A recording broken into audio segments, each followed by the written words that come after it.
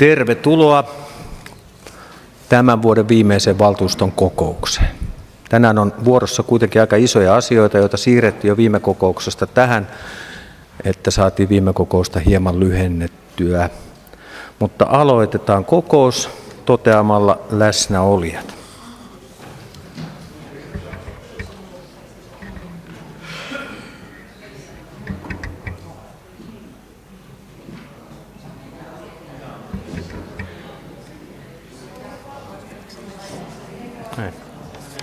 No nyt ehkä toimii.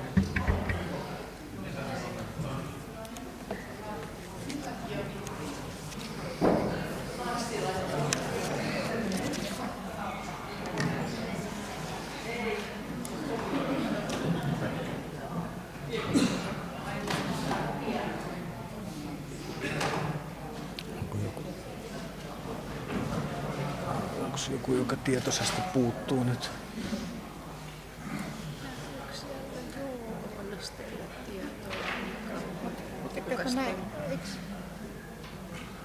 Joona-Pekka. Joona, oliko se? Joo, Antti Hyryläinen, mutta Seija on kutsuttu hänen vielä Joona. Okei. Joona ainoastaan ja kuka? Ei ainoastaan Joona. Ja todetaan, että läsnä on 50 valtuutettua. Poissaolostaan ovat ilmoittaneet seuraavat valtuutetut.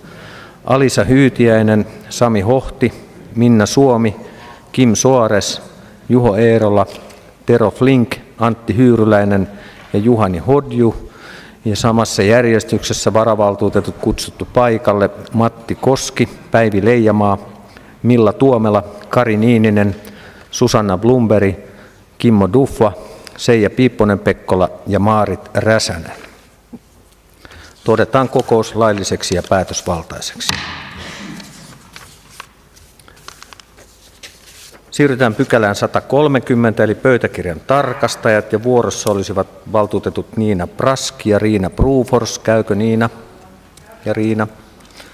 Valitaan Niina ja Riina pöytäkirjan tarkastajiksi. Pykälä loppuun käsitelty. Seuraavaksi vuorossa käsittelyjärjestys. Ehdotus on, että hyväksytään listan mukaisena. Avaan keskustelun. Ja keskustelun avauksen yhteydessä paikalle saapui myös Joona-Pekka Mielonen. Tervetuloa, Joona. Muistuttaisin pöytäkirjan tarkastajia yhdestä pykälästä, eli pykälä 137, palvelusopimus eläinlääkintähuollon järjestämisestä Kotkan ja Haminan kesken, että tämä pykälä tarkistetaan kokouksessa. Eli hyväksytään käsittelyjärjestys listan mukaisena.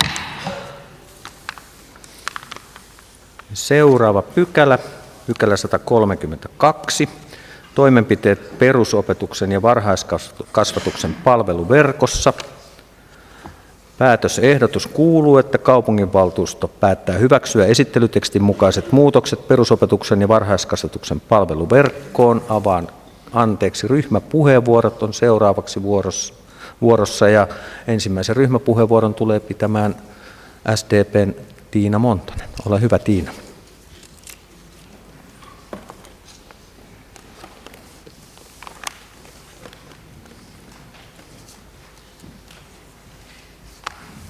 Arvoisa puheenjohtaja, hyvät valtuutetut. Varhaiskasvatuksen ja perusopetuksen palveluverkko on ja on ollut yksi kiistellyimpiä asioita Kotkassa vuosikymmenten kuluessa. Lasten ja nuorten määrä on ollut jo pitkään laskussa, minkä vuoksi päiväkoti- ja kouluverkkoa on tarkasteltu tietyin väliajoin. FCG:n tänä vuonna tekemän palveluverkkoselvityksen mukaan vuoden 2021 lopussa alle 18-vuotiaita oli 17% koko väestöstä, määrä 8700, ja vuoteen 2030 mennessä alle 18-vuotiaiden määrän arvioidaan vähenevän miltei 1700 lapsella ja nuorella. Tosiasia on, että lasten ja nuorten määrä tippuu rajusti tämän hetken realiteettien mukaan. Kotkaan on syntymässä tänä vuonna vain noin 242 lasta, mikä on todella vähän. Lasten ja nuorten määrän vähenemisellä on väistämättä vaikutusta päiväkotien ja koulujen tarpeeseen tulevaisuudessa. Toivottavasti kuitenkin kova työskentely uusien työpaikkojen ja asukkaiden saamiseksi Kotkaan tuottaa tulosta ja saamme sitä myötä lasten ja nuorten määrän kasvuun. Palveluverkkoselvitys on tehty laajassa vuorovaikutuksessa. Lasten ja nuorten vanhemmat sekä kuntalaiset ovat saaneet kertoa kantansa palveluverkkoon, kuten eri neuvostot, henkilöstö ja heitä edustavat ammattiyhdistysjärjestötkin. Myös lapsivaikutusten arviointi, jolla tehdään näkyväksi lasten ja nuorten mielipiteitä, on ansiokkaasti tehty kuulemalla lapsia ja nuoria sekä kerätty tietoa eri lähteistä. Työtä tämän selvityksen eteen on todellakin tehty sekä varhaiskasvatuksessa että perusopetuksen 1-9-luokkien osalta. Tärkeimpiä asioita näyttävät olevan turvallinen ja laadukas oppimisympäristö, ikätasolle sopiva toiminta ja opetus sekä hyvät kaverisuhteet ja riittävästi aikaa muun muassa ruokailuun. Palveluverkon kattavuus on mainittu yhdeksi Kotkan vetovoimaisuustekijäksi. Nuorisovaltuuston lausunto palveluverkkoasiaan on viisas ja vastuullinen. Heistä pääasia on, että jokainen lapsi ja nuori saa kulkea koulutiensä terveessä oppilaitoksessa, jossa oppiminen on turvallista ja yksilöiden tarpeiden mukaista. Tärkeää on huomioida riittävän kokoiset tilat ja sopivat ryhmäkoot. Ja edellä mainittu pätee myös varhaiskasvatukseen ja esiopetukseen. Erilaisia huolia ja huomioita on tullut esiin palautteista. Yksi yleisimmistä näytti olevan pelko matkojen pidentymisestä päiväkotiin, esikouluun tai kouluun.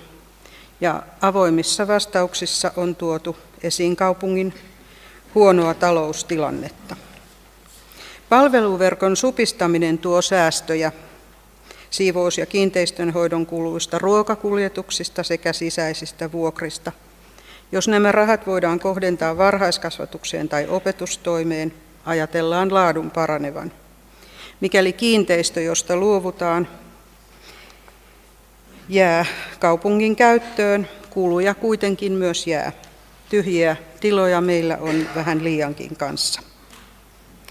Palveluverkkopäätöksen käsittely on ollut hieman rönsyilevää ja kuten usein vaikean asian ollessa kyseessä, on matkan varrella vaadittu lisäselvityksiä. FCG:n selvittelytyö antaa pohjaa päätöksenteolle, kuten erilaiset kannanototkin. Kasvatuksen ja koulutuksen lautakunta haluaa varhaiskasvatuksen palveluverkon säilyvän kattavana niin, että kaupungin eri osissa varhaiskasvatuksen saavutettavuus eri liikennevälinein on mahdollista. Ja varhaiskasvatuslain mukaan kunnan on pyrittävä järjestämään varhaiskasvatusta lähellä palvelun käyttäjiä, ottaen huomioon asutuksen sijainnin ja liikenneyhteydet. Ja sitä mekin haluamme. Haluamme myös, että tilat ovat turvallisia ja oppimisympäristöt kaikkine ulottuvuuksineen ajanmukaisia ja kehittäviä. Edellä mainituilla asioilla voidaan myös kilpailla osaavasta työvoimasta. Varhaiskasvatuksen toiminnalle on tyypillistä, että ryhmiä perustetaan ja lakkautetaan tarpeen mukaan joustavasti. Kokoon vaikuttaa lasten ikä ja tuen tarpeet. Pykälässä on tuotu selkeästi esiin päiväkotien jatkuminen, peruskorjaustarve sekä pienten ja huonokuntoisten päiväkotien yhdistäminen uudisrakennukseen. Hovinsaaren päiväkodin tiloista luopumista esitetään vuoden 2025 elokuussa ja lasten siirtymistä lähipäiväkoteihin Kotkansaarelle ja Metsolaan. Koska nykyisen päiväkodin käyttö tulee silloin tiensä päähän, lapsille on etsittävä uudet varhaiskasvatuspaikat. Toivottavasti tässä kuitenkin tullaan käyttämään tervettä järkeä ja toimitaan varhaiskasvatuksen joustavien käytäntöjen ja lain hengen mukaan. Hovinsaaren alueen mahdollinen laajeneminen kaavoituksen myötä tulee myös pitää mielessä. Yhtenä keskustelun aiheena on ollut 6-luokkalaisten sijoittuminen perusopetusyksiköihin ala- tai yläkoulun puolelle. Vähemmistö kotkalaislapsista käy luokat 1-9 samassa oppilaitoksessa. olemme tottuneet siihen, että Kotkassa on erilaisia ratkaisuja.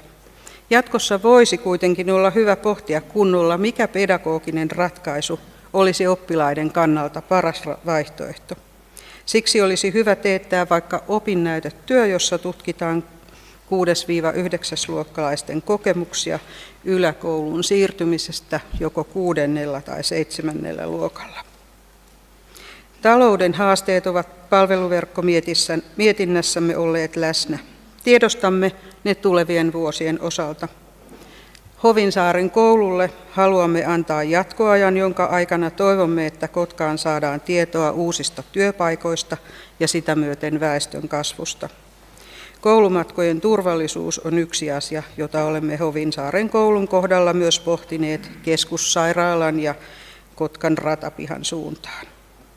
Karhulan koulukeskusta emme ehdota pienennettäväksi. On tärkeää, että päätös koulukeskuksesta saadaan nyt tehtyä ja oppilaat koulukeskuksen valmistuessa ajanmukaiseen oppimisympäristöön. Kaiken kaikkiaan koulukeskus, kirjasto ja nuorisotiloineen on saatava liikkeelle ehdotetussa aikataulussa. Tulevaisuutta ajatellen pidämme tärkeänä, että mahdolliset sisäilmaan liittyvät ongelmat tulee tutkia ja tehdä päätökset väistöistä nopeasti. Tarkoitus ei kuitenkaan saa jatkossa olla se, että väistötiloissa ollaan vuosikausia. Meidän ryhmällämme on 3 muutosesitystä, jotka ovat erillisiä. 1. Esitämme, että Hovinsaaren koulua ei yhdistetä yleisopetuksen oppilaiden osalta Langinkosken kouluun ja Kotkansaaren kouluun lukuvuodesta 2025-26 alkaen, eikä Hovinsaaren koulun pienryhmäopetusta siirretä Kotkansaaren kouluun ja perusopetukseen valmistavaa opetusta Langinkosken kouluun. Esitetään, että Hovinsaaren koulu jatkaa toistaiseksi ja kehitystä seurataan siten, että jatko ratkaistaan oppilasmääräkehityksen niin vaatiessa vuonna 2026. Ja toinen esitys. Esitämme, että Pihkoon koulun 6-luokkalaiset voivat jatkaa Langinkosken koululla siinä tapauksessa, että Hovinsaaren koulua ei yhdistetä Langinkosken kouluun yleisopetuksen osalta ja siirretä sinne valmistavaa opetusta Hovinsaarelta. Ja 3. esitys. Esitämme, että Karhulan koulukeskus rakennetaan 2025-27 siten, että se otetaan käyttöön lukuvuoden 2027-2028 alkaessa ja mitoitetaan niin, että tiloja ei pienennetä noin 400 neliömetrin verran ja mitoitukseen lasketaan Karhulan lukio, Karhulan koulun 7-9 luokat ja Helilän koulun 6-9 luokat. Muilta osin sosiaalidemokraattinen valtuustoryhmä on valmis hyväksymään esitetyn varhaiskasvatuksen ja perusopetuksen palveluverkon ja toteamme, että henkilöstön huomiointi muuttuvissa tilanteissa on tuotu hyvin esityksessä esiin. Kiitos Tiina. Seuraava ryhmäpuheenvuoro. Valtuutettu Brufors. Riina, ole hyvä.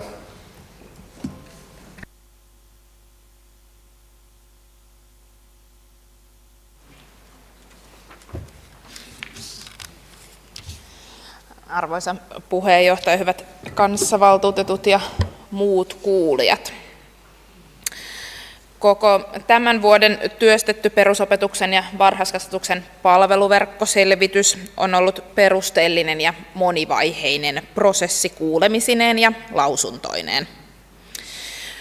Tämä työ sai alkusysäyksen kokoomus RKP-valtuustoryhmän tekemästä valtuustoaloitteesta ja saatujen tulosten perusteella voidaan kyllä todeta, että selvitys oli ehdottoman aiheellinen. Tilannehan oli merkittävällä tavalla muuttunut sitten edellisen palveluverkkoselvityksen ja valitettavasti näiden lapsimääräennusteiden valossa ei positiiviseen suuntaan. Syntyvyys on jo pitkään noudatellut laskevaa trendiä ja kuluvana vuonna tosiaan lapsia syntyy Kotkassa ennätyksellisen vähän, vähän alle 250 kappaletta. Tämän lisäksi lapsiperheiden poismuutto Kotkasta on toistaiseksi ollut suurempaa kuin tulomuutto. Vaikka me halutaankin uskoa tämän nettomuuton kääntyvän uusien investointihankkeiden myötä, on silti tämä syntyvyyden lasku niin radikaalia, että toimenpiteisiin on ryhdyttävä palveluverkon sopeuttamiseksi nykyisiin lapsimääriin ja taloudellisiin raameihin. Kokoomus RKP-valtuustoryhmä on virkamiesten tekemän toimenpideesityksen takana ja valmis hyväksymään tämän pykälän pohjaesityksen mukaisesti. Varhaiskasvatuksen osalta me pidämme järkevänä ratkaisuna uuden päiväkodin rakentamista Karhulaan. Näin pystymme varmistamaan terveet ja tarkoitukseen soveltuvat tilat lapsille ja pidämme myös perusteltuna näiden pienempien yksiköiden yhdistämistä uuteen toimipisteeseen, joka mahdollistaa sitten vuokra- ja väistötiloista luopumisen. Myös kouluverkon osalta esitetyt toimenpiteet ovat mielestämme kohtuullisia. Kannatamme Karhulan uuden koulukeskuksen rakentamista nyt suunnitellussa aikataulussa sekä koulun toteuttamista yhtä kerrosta matalampana.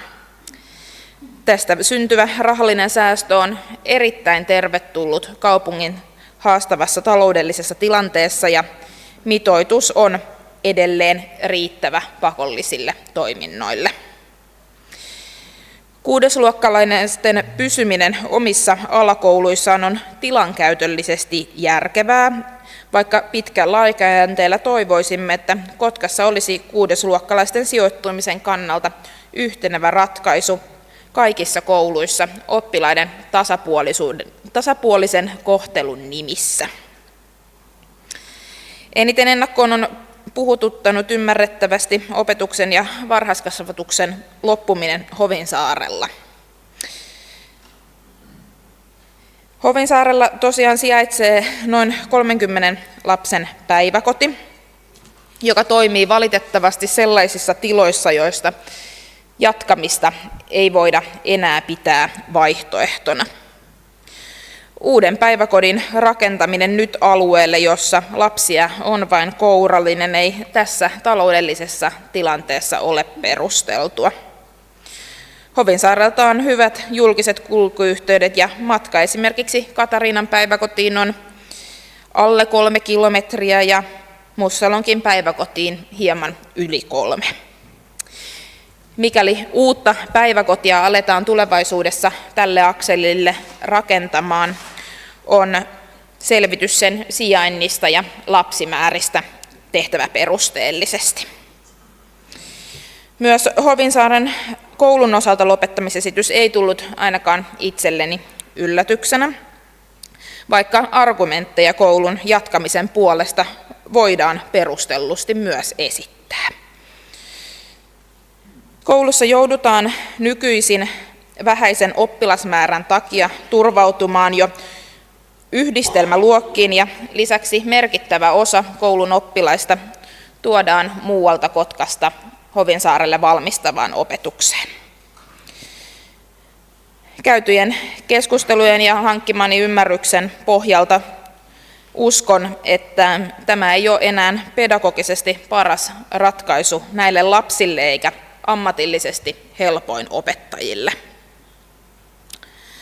FCG:n konsulttiselvityksen taulukosta 14 voidaan myös todeta, että edellisenä lukuvuonna esiopetuksessa oli vain 2 hovinsaarelaista lasta.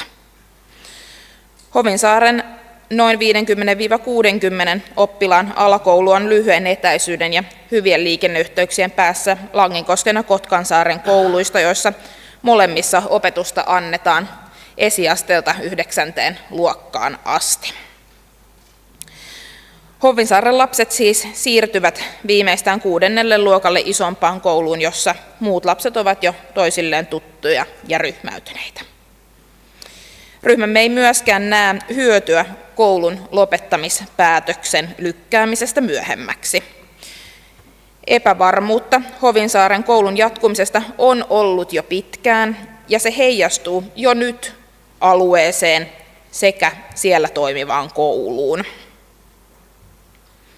Ja luonnollisesti näiden houkuttelevuuteen.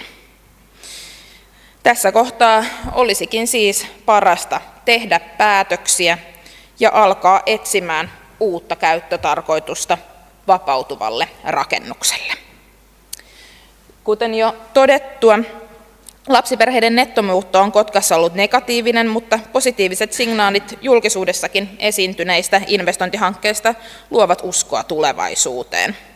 Onkin hyvin relevanttia pohtia, miksi tiivistä opetuksen ja varhaiskasvatuksen verkkoa nyt, koska kuitenkin teemme hartiavoimin töitä uskoen suurinvestointien realisoitumiseen ja niiden mukanaan tuomiin uusiin kotkalaisiin muuttajiin ja perheisiin. Kokoomus RKP-valtuustoryhmän mielestä emme kuitenkaan tässä tiukassa taloustilanteessa voi jättää supistamistoimia tekemättä, koska takuuta positiivisista uutisista ei vielä ole. Emme myöskään pidä esitettyjä toimenpiteitä liian radikaaleina tai peruuttamattomina. Mahdolliset henkilöstötarpeen vähennykset pystytään hoitamaan hallitusti eläköitymisten kautta ja konsulttien palveluverkkoselvitys todistaa, että tilaa kotkalaisissa kouluissa tulee jatkossakin olemaan, mikäli oppilasmäärät lähtevätkin uudelleen kasvuun tulevaisuudessa.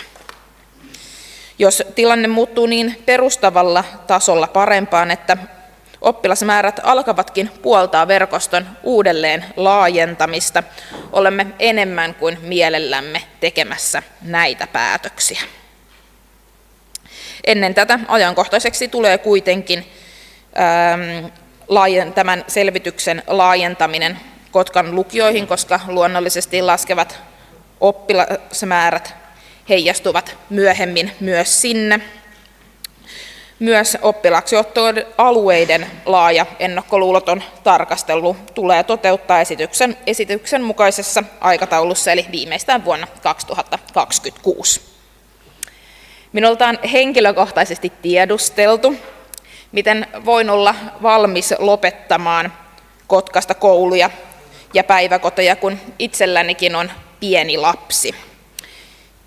Minulle vastaus tästä on selvä, koska koen, että ensiarvoisen tärkeää on se, että kasvatus ja opetus, jota lapsemme tässä kaupungissa saa, on laadukasta. Verkkoa supistamalla resursseja kohdentuu siihen tärkeimpään, eli vuorovaikutuksessa tapahtuvaan lasten ja aikuisten väliseen työhön. Tämä on lastemme tulevaisuuden kannalta merkittävämpää kuin se, onko koulu tai päiväkoti kodin vieressä vai kohtuullisen matkan päässä. Ryhmämme haluaa kiittää kaikkia valmisteluun osallistuneita konsultteja, virkamiehiä, lautakunnan jäseniä, lausuntonsa antaneita tahoja sekä erityisesti aihetta koskeneeseen kyselyyn vastanneita huoltaja- ja varhaiskasvatuksen ja opetuksen henkilöstöä. Ryhmämme kiittää myös siitä, että ruotsin ja englanninkielistä opetusta jatketaan Kotkassa entiseen malliin. Näiden merkitys kaupungin vetovoimaisuuden kannalta on erittäin merkittävä, etenkin jos kaavailut investoinnit toteutuvat eduksemme. Tulevaisuudessa näiden laajentaminen voi jopa tulla aiheelliseksi. Kiitoksia. Kiitos Riina. Seuraava ryhmäpuheenvuoro perussuomalaisten valtuutettu Sipakov. Ole hyvä, Samuli.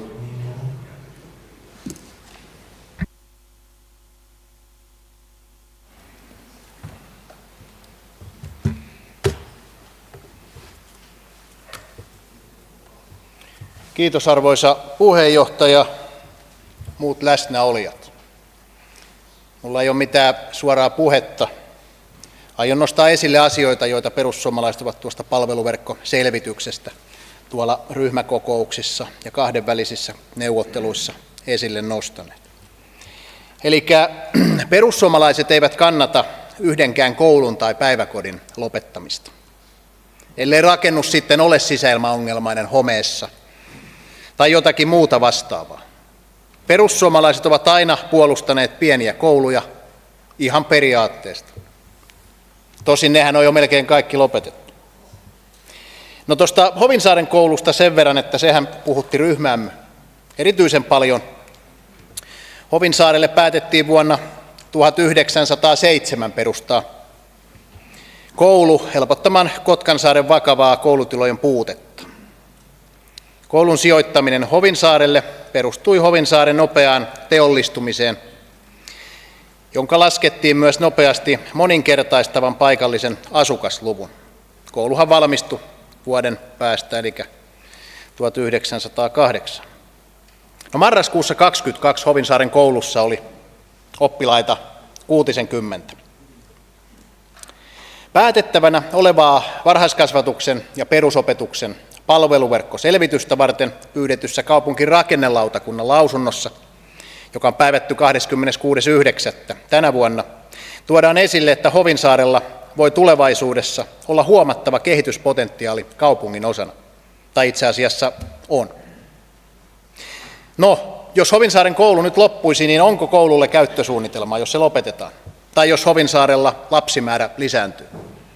No se ei ainakaan minusta johtuisi, koska mulla on putket poikki, mutta se on eri asia.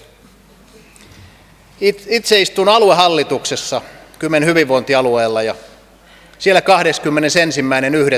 21.11., siis tänä vuonna, oli puhetta tällaisesta maakunnallisesta lasten ja nuorten hyvinvointisuunnitelmasta, joka on laadittu vuosille 2024.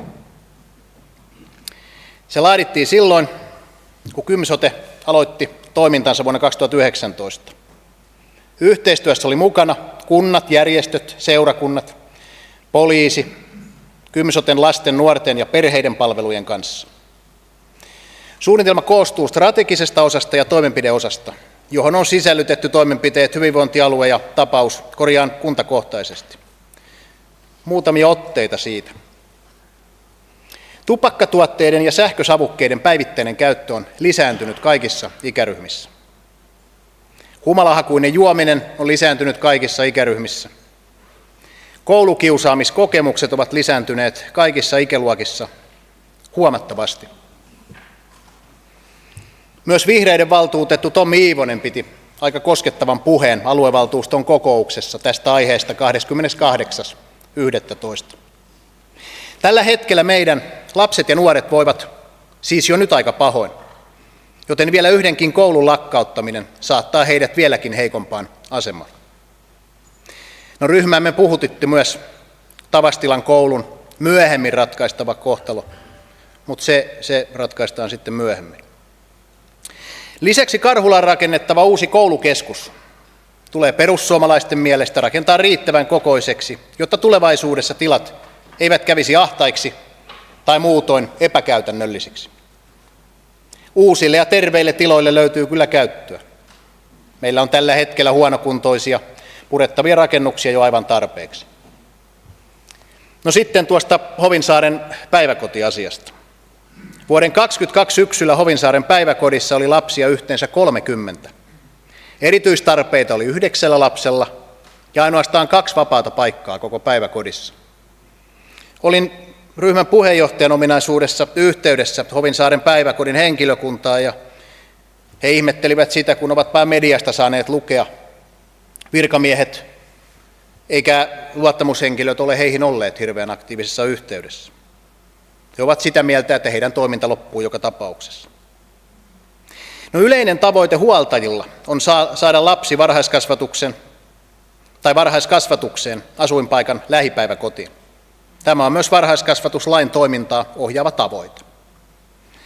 Varhaiskasvatuslakiin on kirjattu: kunnan on pyrittävä järjestämään varhaiskasvatusta lähellä palvelun käyttäjiä, ottaen huomioon asutuksen sijainti sekä liikenneyhteydet.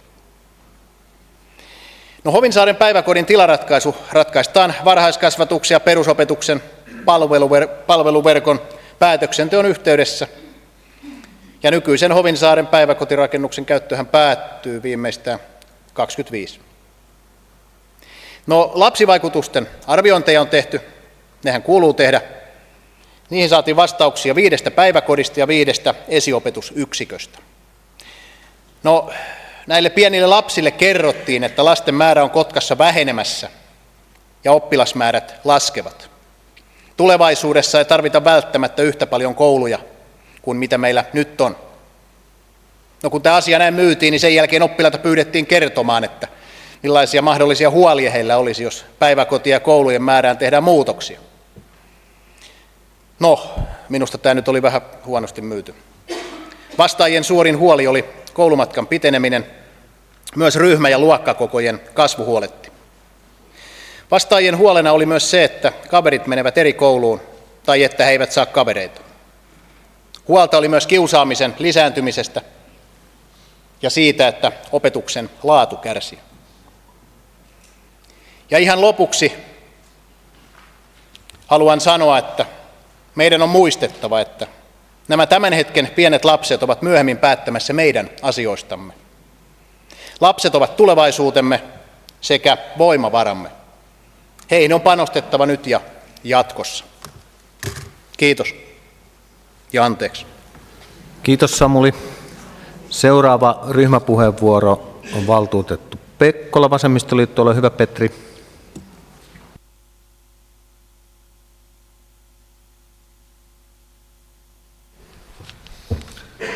Arvon puheenjohtaja, hyvät valtuutetut ja muut kokousta seuraavat. Vasemmistoliitto myöskin ymmärtää, että säästää pitää, mutta en kuitenkaan säästettäisi lapsista ja nuorista ensimmäisenä. Sitä me ei oikeastaan ymmärretä. Kuitenkin kaupungilla on tällä hetkellä, kun sosiaali- ja terveystoimi lähti pois, kaupungilla on 2 peruspalvelua, mitä tarvitaan päivittäin. Lapsiperhe tarvitsee päivittäin. Toinen on päiväkoti ja toinen on ala-aste, koulu, tietysti yläaste myös. Että niiden lopettaminen ja säästäminen pitää olla erittäin tarkkaan harkittua. Väitetään, että jos joku koulu lakkautetaan ja tulee lisää lapsia, niin se saadaan uudelleen käyntiin, mutta kyllä se on erittäin hankala asia. Sitten se rakennus yleensä menee johonkin ihan muuhun käyttöön. Tosiaan meidän kaupunkistrategiassa on lähdetty siitä, että koko kaupunki halutaan pitää elävänä. Lapsiystävällisyys on nostettu sinne yhdeksi tavoitteeksi. Nyt kuitenkin sitten tässä konsulttityössä toki on tehty hyvää työtä, ilman muuta perusteellista työtä, ja luvut kertoo omaa vähän synkkää tarinaansa, että lasten ja nuorten määrä vähenee, ei mahda sille mitään, mutta kuitenkin pitäisi nähdä vähän pitemmälle kuin vuosi tai 2 eteenpäin, useampia vuosia, jos saadaan vaikka isoja tehtaita ja muita tänne paikkakunnalle. Ihan kaikissa asioissa iso ei ole kaunista. 100 hengen päiväkoti kyllä ei ole niin kuin, esimerkiksi lääkärin kannalta se ei ole ollenkaan hyvä asia. Siellä ne korvatulehdukset ja muut silmätulehdukset leviää. Jos 30 lasta Hovinsaarilta päiväkodista siirrettäisiin sinne Katariinaan, niin se on jättimäinen paikka jo. Myöskin tietysti se koulu, monen kertaan jo puhuttu, 115-vuotias rakennus, sisäilmaltaan toimiva ja hyvä. Toki se esteetönhän se ei ole se koulu. Esimerkiksi äänestyspaikkana sitä ei enää sen takia käytetä. Huomattavaa on, että rakennus on siis Hovinsaaren koulu kaavalla suojeltu osana Kotkan kansallista kaupunkipuistoa. Rakennusta ei saa purkaa tietenkään, eikä ulkoasuun saa tehdä sellaisia muutoksia, jotka vaarantaisivat kulttuurihistoriallisia arvoja.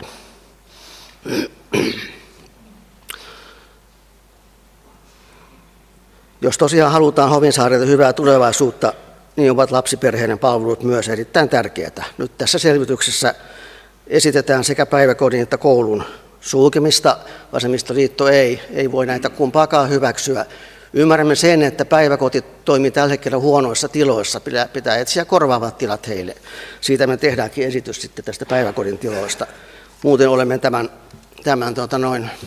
sosiaalidemokraattien esitysten takana, että heille ei ollut sitä päiväkotiasiaa. Sitten käytän tässä tilaisuutta hyväksi, nimittäin Hovinsaaren koulun vanhempainyhdistys on kerännyt adressin otsikkona, että Hovinsaaren koulu ja päiväkoti on säilytettävä. Siinä on näitä samoja asioita, en lähde niitä lukemaan, mutta siellä tosiaan luovutan sen nyt kaupungin edustajille tänään tässä samassa. Siinä adressissa on 457 allekirjoitusta. Ensimmäisenä on tämän vanhempainyhdistyksen puheenjohtaja ilmeisesti Jenni Anisimov. 475 nimeä pelkästään saatu lyhyellä ajalla, mä annan sen kaupunginjohtajalle. Kiitos.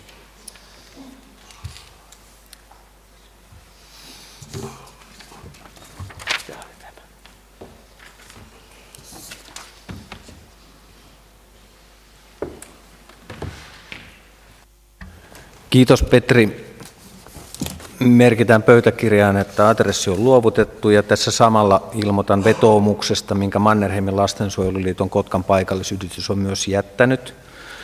Ja otsikko kuuluu, että Hovinsaaren päiväkodin ja koulun varhaiskasvatustoiminnan sekä perusopetuksen säilyttäminen ennallaan. Ja tästä vetoomuksesta tulee sitten myös merkintä pöytäkirjaan. Tämä vetoomus on ollut nähtävillä myös meidän halliverkossa. Ja jatketaan ryhmäpuheenvuoroja. Kiitos Petri. Seuraava ryhmäpuheenvuoro on vihreiden valtuutettu Iivonen. Tommi, ole hyvä.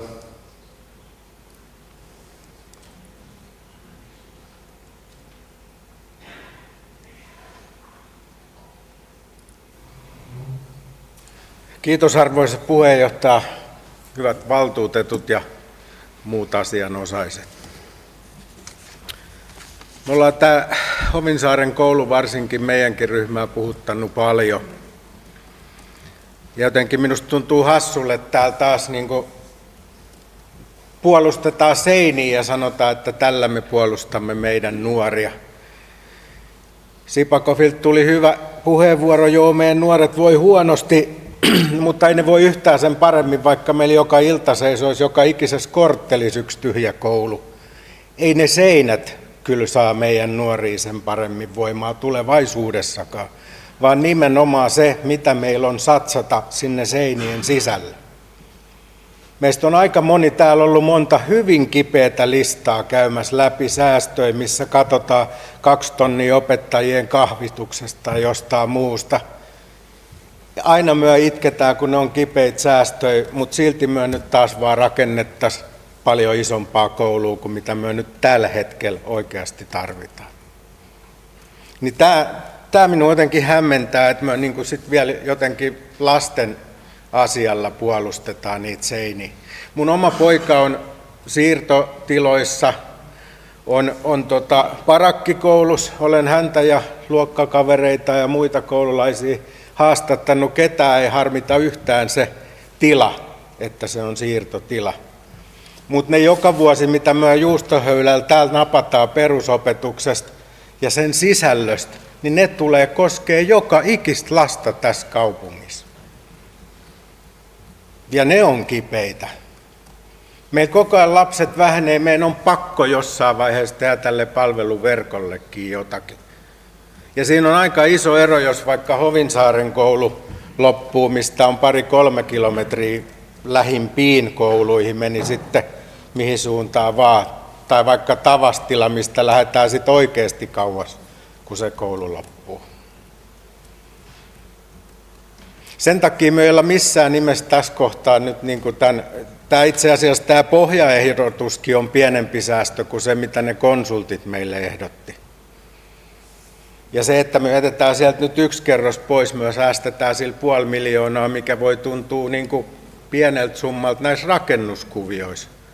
Mutta se on aika iso summa sitten, kun ruvetaan miettimään, mitä meillä on varaa näille lapsille siellä koulujen seinien sisällä tarjota.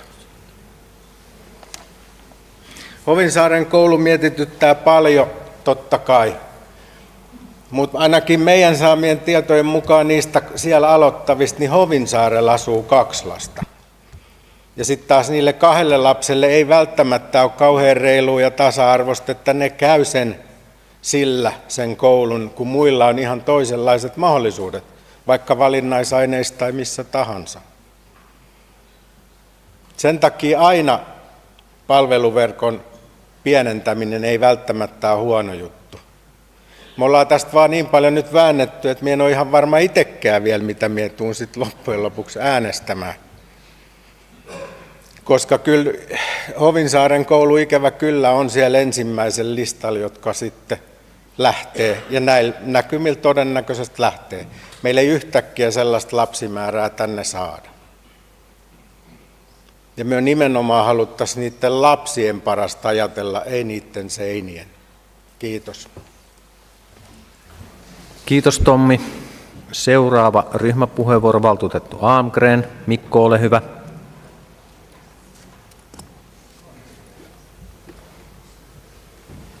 Joo, kiitos arvoisa puheenjohtaja. Sori vaan käheä ääni koronan jälkimaininkeja. Koronasta on jo useampi viikko, mutta näin kävi. Vuonna 2018 laadittu varhaiskasvatuksen ja perusopetuksen palveluverkkoselvitys osoittaa, miten nopeasti kaikki on muuttunut. FCG Finnish Consulting Group Oyn uusi selvitys tuli tarpeeseen, niin kuin valtuutettu Markkanen täällä totesi. Tämä selvityspalapeli on erittäin hyvin rakennettu. Ja saamme tästä kyllä valtuustona muutamaksi vuodeksi hyviä rakennuspalikoita. Kaupungin väestöennuste on nopeammin laskeva kuin aiemmin on ennustettu. Kaupungin lasten kokonaismäärä vähenee.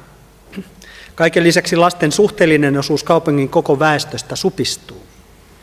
7 vuoden kuluttua Kotkassa ennustetaan olevan 7-12-vuotiaita lapsia 868 lasta vähemmän kuin vuoden 2021 lopussa. 0-19-vuotiaiden osalta nettomuutto on vahvasti negatiivinen. Vuoteen 40 mennessä varhaiskasvatusikäisiä eli 0-6-vuotiaita lapsia ennustetaan olevan 614 lasta. Vuoden 2021 lopun 2639 lapsimäärää vähemmän. Eli 2600 miinus 600 aika nopeasti. Tämä kaikki vaatii kaupungilta järkeviä sopeutustoimia nyt ja jatkossa. Henkilöstösuunnitelmissa onkin tärkeää varautua henkilöstömäärien hallittuun vähentämiseen, emmekä tarkoita irtisanomisia emmekä lomautuksia. Kotkas on ihan tarpeeksi työttömiä. Lapsivaikutusten arviointi tehtiin kattavasti viime keväänä. Vastauksia saatiin kaikkiaan 37%. Jos ajattelee vaaleja, niin se ei ole kauhean hyvä tulos, mutta hyvä niinkin, että 37% vastasi. Koulukiusaaminen nousee kyselyissä huolestuttavan korkeaksi. Kun muutoksia joka tapauksessa joudutaan tekemään, tulee niiden olla hyvin suunniteltuja ja hallittuja. Jyty Kotka ry:n ja muun muassa Superin kannanotoissa varsinkin 6-luokkien palauttamista alakoulujen yhteyteen on kannatettavaa oppilasmäärän kehittyessä alaspäin. Valtuutettu Montonenhan totesi täällä myös, että meillä on hyvin erilaisia kouluja, on 1-9 ja 1-5 ja niin edespäin. Jotenkin lämmittää ajatus, että pienet saisi olla pieniä mahdollisimman pitkään ja sitten olisi se rasittava yläaste. En viitti nostattaa käsiä, että kuinka moni tykkäsi yläasteella olla. Joo. OAJ:n Kotkan opettajien paikallisyhdistys ry:n hallitus edellyttää, että Kotkassa säilytetään jatkossa laadukas perusopetus- ja varhaiskasvatuspalvelut. Mielestämme tästä ei saa tinkiä. Kustannuksiin ei voida sokeasti tuijottaa. Esimerkiksi Hovinsaaren koulussa on paljon erityistä tukea tarvitsevia oppilaita ja siksi kustannukset ovat siellä luonnollisesti korkeammat. Hovinsaaren ja Karhuvuoren kouluja lukuun ottamatta kaikkien muiden koulujen oppilasennusteet ovat laskevia ja oppilasmäärien supistuminen on nopeaa. Siis Hovinsaaren ja Karhuvuoren kouluthan porskuttaa. Ennuste Helilän ja Karhulan vuosiluokkien 7-9 oppilaiden osalta osoittaa, että mikäli alueen 6. luokat voidaan sijoittaa alueen alakouluihin, laskeekin Karhulan koulun oppilasmäärä huomattavasti nopeammin alle 500 oppilaan lukuvuonna 2930. Oppilasmäärä jää ennusteen mukaan silloin pysyvästi alle 500 oppilaan. Esitettyjen laskelmien pohjalta todetaan, että sijoittamalla 6. vuosiluokat Karhulan koulun sijaan alakouluille voidaan Karhulan koulun hankkeen laajuutta arvioida uudelleen. Hankkeen laajuuden supistaminen noin 100 oppilaspaikalla vaikuttaa selvityksen mukaan investointiin. Sitä pienentään karkeasti arvioiden 2,8-3,8 miljoonaa. Valtuutettu Iivonen mainitsi sen 500 000, mutta tämmöistäkin aika merkittävää säästöä on laskelmissa kaavailtu. KD:n valtuustoryhmä on valmis hyväksymään varhaiskasvatuksen ja perusopetuksen palveluverkon suunnitelman sekä SDP:n 3 esityksestä 2 ensimmäistä. PS. Saatamme joutua tekemään uusia päätöksiä tämän FCG:n selvityksen pohjalta hyvinkin pian varhaiskasvatuksen ja perusopetuksen palveluverkon suhteen. varsinkin jos lapsimäärät vähenevät vielä ennakoitua nopeammin, kuten tähän asti on tapahtunut viime vuosina. Kiitos. Kiitos Mikko. Ja viimeinen ryhmäpuheenvuoro on keskustan valtuutettu Klemola. Riitta, ole hyvä.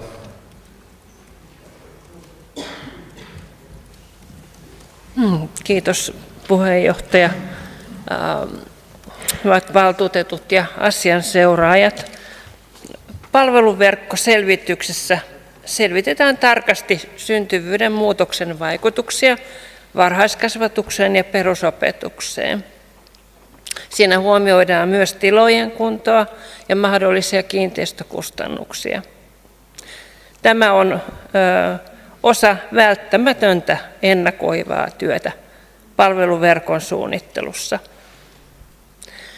Varhaiskasvatuksen ryhmiä on helpompi perustaa eri pisteisiin ja varhaiskasvatus voi olla monimuotoista, mutta kouluverkko vaatii pidempiaikaista ennakointia.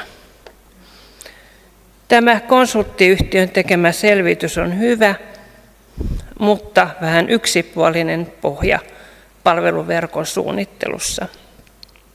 Virkamiehet ovat täydentäneet sitä lapsivaikutusten arvioinnilla, jossa on kuultu paitsi lapsia, niin myös huoltajia ja kaupunkilaisia. Olemme saaneet myös eri intressitasojen hyviä lausuntoja. Kaupunkirakennelautakunta ansiokkaasti haluaa, että kiinnitettäisiin huomiota enemmän koulujen ja päiväkotien lopettamisien vaikutuksiin ympäröivässä kaupunkirakenteessa. Kävelyetäisyyksiin, liikunnan merkitykseen, alueen vetovoimaan ja asukkaiden arjen sujuvuuteen.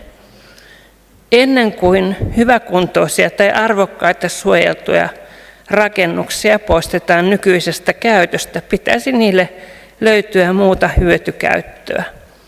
Esimerkkinä Hovinsaaren koulu tällä hetkellä. Jo viimeiset vuodet ja edelleen kaupunki panostaa edellytyksiin luoda uutta teollisuutta, uusia työpaikkoja, neuvotteluja erilaisten yritysten ja erityisesti akkuteollisuuden hankkeista käydään ja ne ovat erittäin pitkällä. Niiden lähtiessä liikkeelle meille voi toteutua satoja, jopa tuhansia uusia työpaikkoja teollisuuteen sekä kuluttajamarkkinoille. Jotta tänne saataisiin työntekijöitä, tarvitaan myös julkisia palveluja, kouluja ja varhaiskasvatuspaikkoja sekä sitä ennen, jotta saataisiin hankkeet maaliin, niin tarvittaisiin sitä edunvalvontaa jatkuvasti, ja jotta saataisiin vaikka osa niistä Turun junarahoista tänne. Jos onnistutaan saamaan isot hankkeet maaliin, niin niistään hyötyisi myös koko Suomi. Tapahtumakeskus on aloittanut juuri toimintansa ja kampus reilun puolen vuoden kuluttua. Niiden oletetaan tuovan ainakin hyviä aluetalousvaikutuksia ja toivottavasti myös uusia asukkaita ja lapsia. Meillä pitäisi olla edellytyksiä muuttaa väestökäyriä. Hyvät varhaiskasvatus- ja koulupalvelut edellyttävät tarpeeksi lähellä olevia seiniä, Tommi, eri puolilla kaupunkia. Ja seinillä on merkitystä.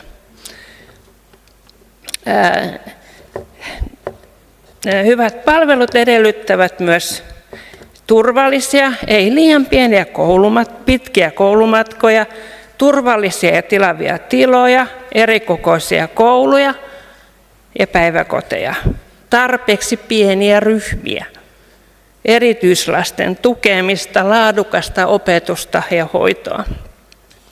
Koulun ei tarvitse olla tavaratalo. Päiväkodit ja ala-asteet ovat tärkeimpiä lähipalveluitamme. ja lapsiystävällisen kaupungin vetovoimatekijöitä. Viimeisimpien PISA-tutkimusten tultua julki viime viikolla ikävällä tavalla Suomen kannalta.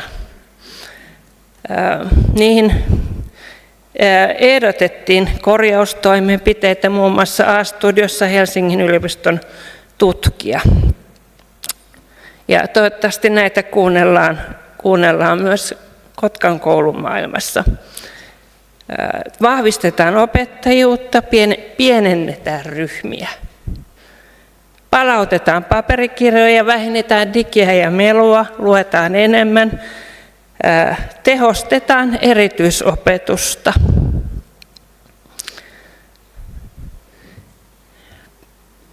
Kotkan koululaisten kiusaamisesta on kuultu monessa puheenvuorossa myös, ja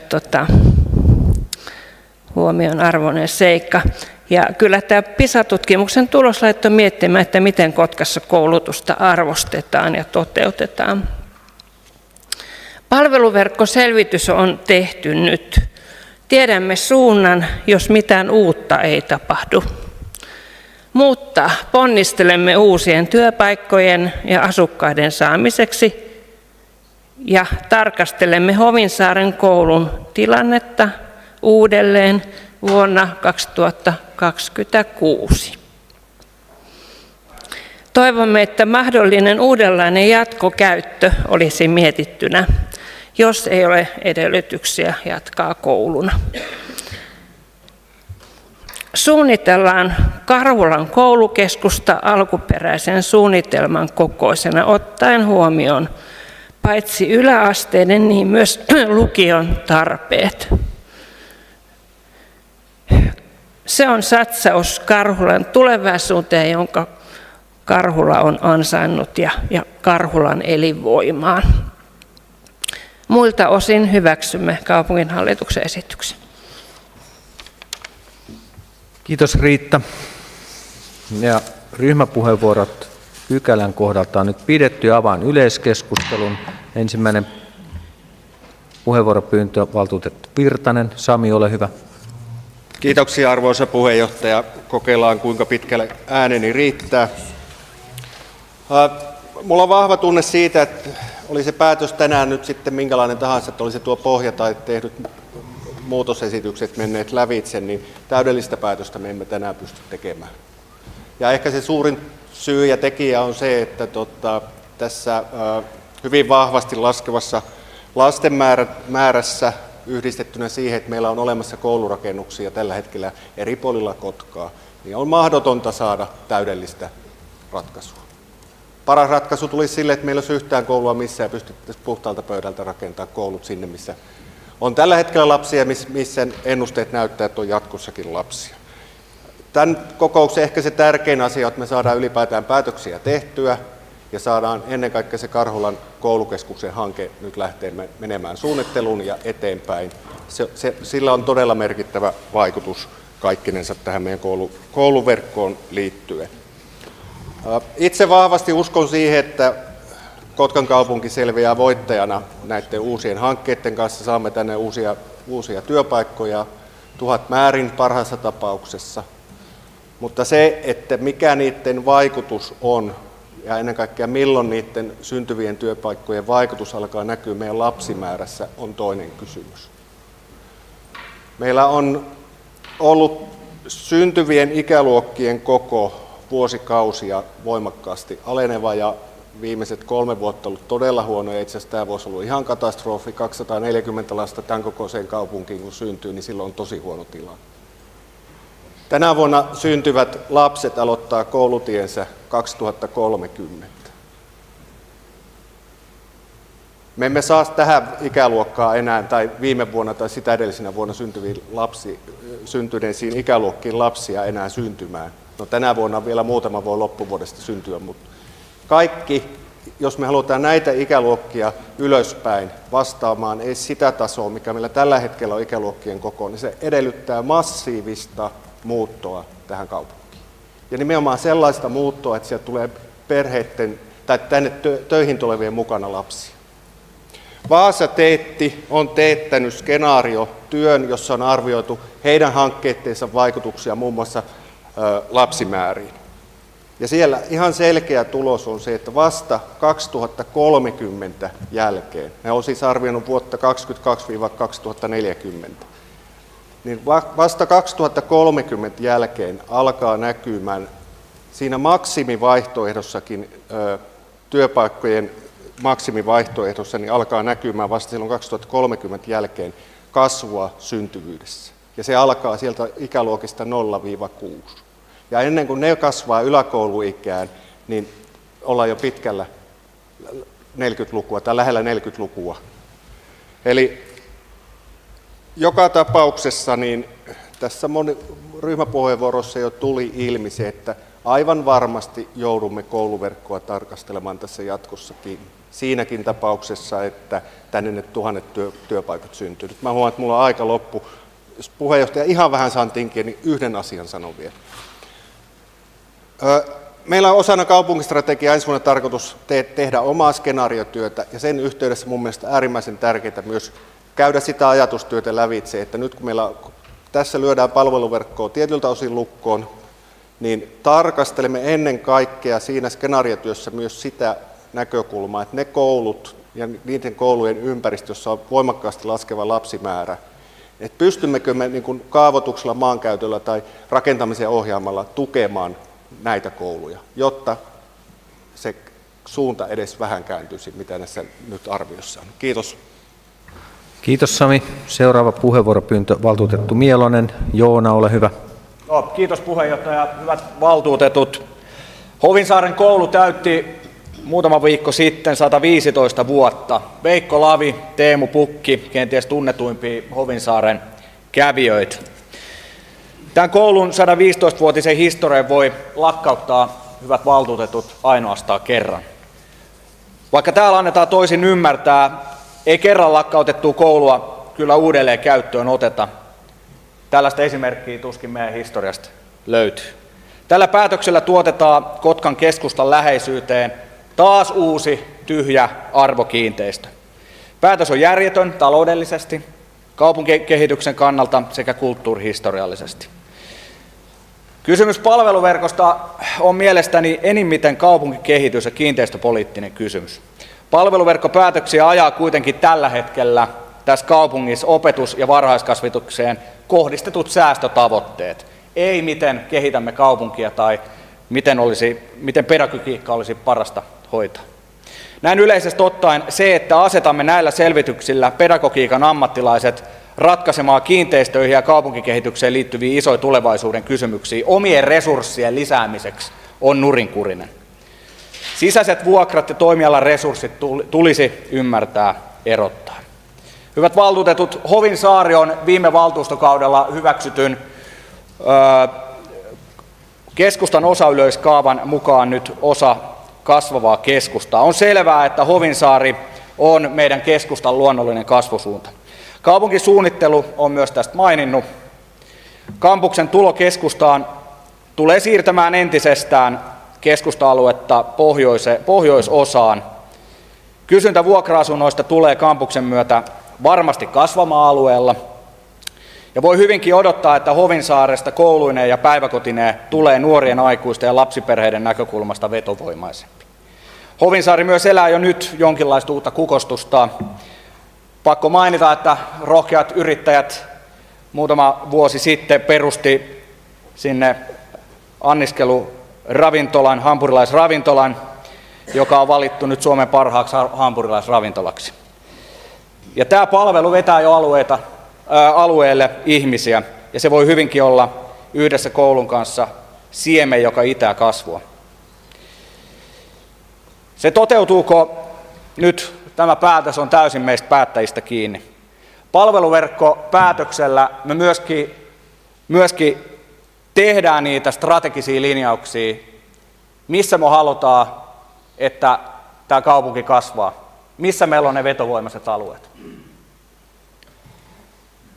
Kiitos Joona. Seuraava puheenvuoropyyntö, valtuutettu Pirinen. Riku, ole hyvä. Kiitos puheenjohtaja. Tätä palveluverkkoasiaa kun on lukenut, niin on joutunut miettimään vanhoja kysymyksiä, paljonko on paljon ja mikä on riittävästi. Onko Kotkassa riittävästi lapsia tälle palveluverkolle, jolla niitä päiväkoti- ja koulupalveluita järjestetään. Onko esimerkiksi Hovinsaaren koulussa riittävästi lapsia. Se FCG:n raportti on hyvin perusteellinen, niin kuin täällä on todettu, ja siellä myös kyllä sanotaan, että se ei anna niin kuin, tai he eivät laita siinä toimenpiteitä, vaan ne sitten mietitään muissa tahoissa ja virkamieskunnassa. Ja nyt tämän Hovinsaaren koulun osalta, niin minusta se ei ole ajoitus ainakaan kohdallaan miettii, että sen sulkemista 25 lukukauden alusta. Siellä näyttää nuo oppilasmäärät kuitenkin vähäsen nousevan, vaikkakin siellä nyt oli jo syntyneisiä ikäluokissa tänä vuonna, oliko se 2 vai mitä, mutta nyt mennään jo niin pienissä luvuissa, että parin perheen muuttaminen alueelle saattaa heipauttaa ne sitten prosentuaalisesti paljonkin niitä lukuja.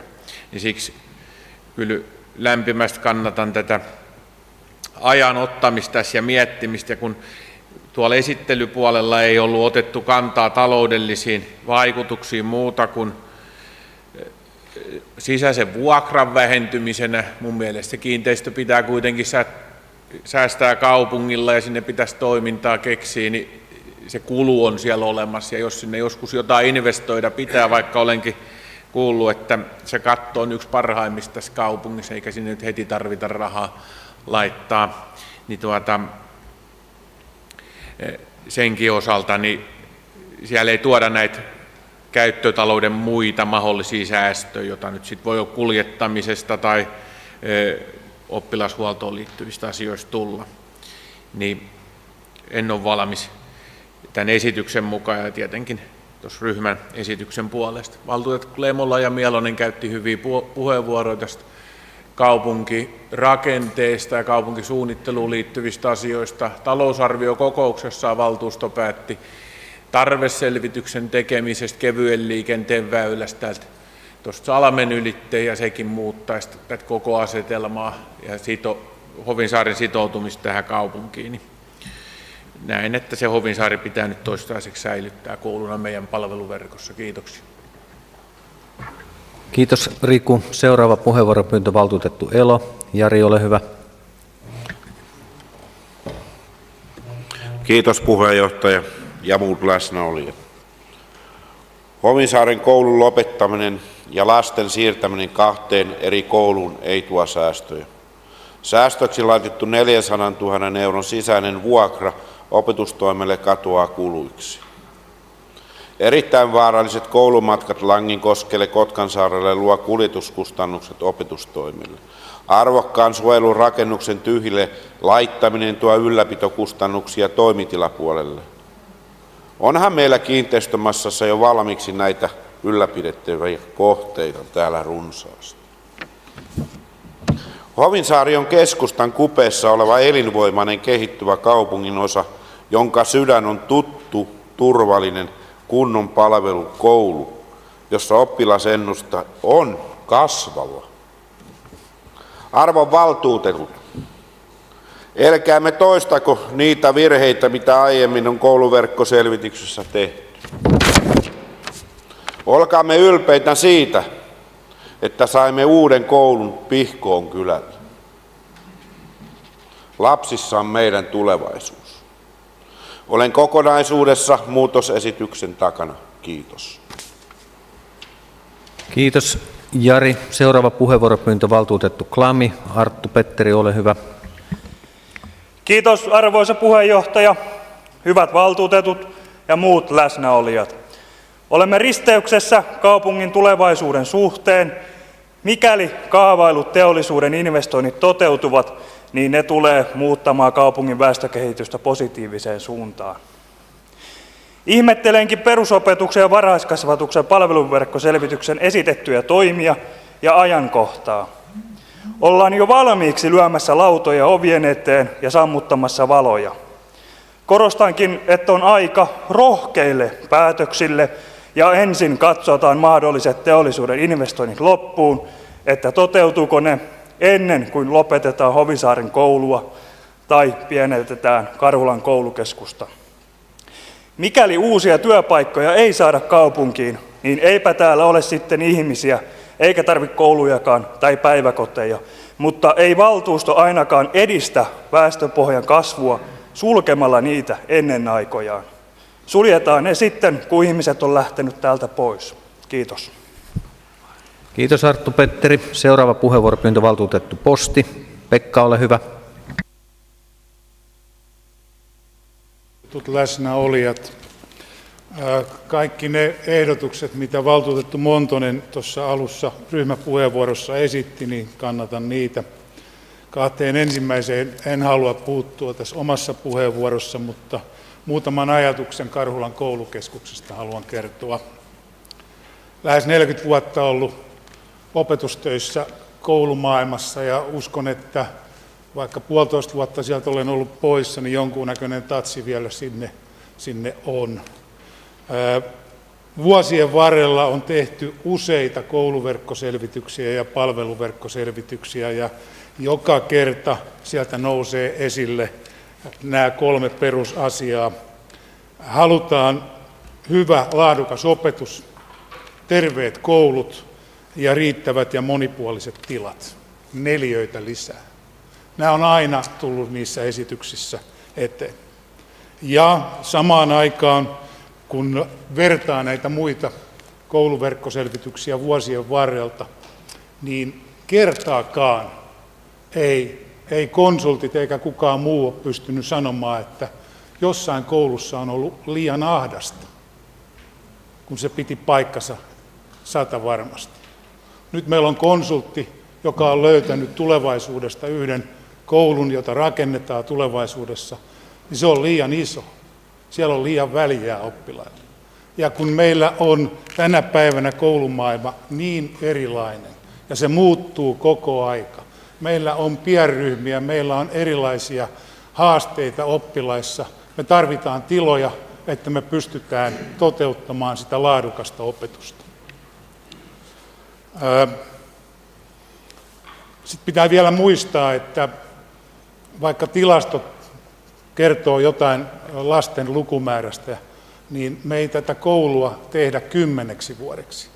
Me tehdään sitä vähintään 60 vuodeksi ja semmoista tietäjää ei Suomessa eikä tässä salissa ole, että minkälainen oppilasmäärä meillä on 25 tai 30 vuoden päästä. Jos joku pelkää, että ne tilat jää käyttämättä, niin ei varmasti jää. Meillä on hyvin paljon erilaisia toimintoja, mitä me pystytään tuohon niin sanottuun kakkoskerrokseen ohjaamaan. Ja ennen kaikkea, toivottavasti me ei Kotkassa taas tehdä virhettä. Jos Langinkosken koulusta kerrotaan jo, että siellä oppilaat on käytäväpaikoilla, niin jokainen tietää, mitä käytäväpaikat tarkoittaa. Toivottavasti me pystyttäisiin olemaan viisaita tässä päätöksessä. Sitten minun on pakko sanoa, että jos joku on niin sanotusti tyytyväinen ollut parakkikouluun, mä puhun itse parakkikouluista, ne ei ole mitään muuta kuin parakkikouluja, niin se on ihan fine. Mutta tuskin siellä niitä liikuntasaleja ja niitä käsityöluokkia on niin kuin normaalissa uusissa kouluissa. Ne lapset ei tiedä yhtään mitään niistä liikuntasaleista eikä niistä hienoista käsityöluokista, mitä uusissa kouluissa on. Mä ihan loppuun olen kirjoittanut, että no ei onnistu.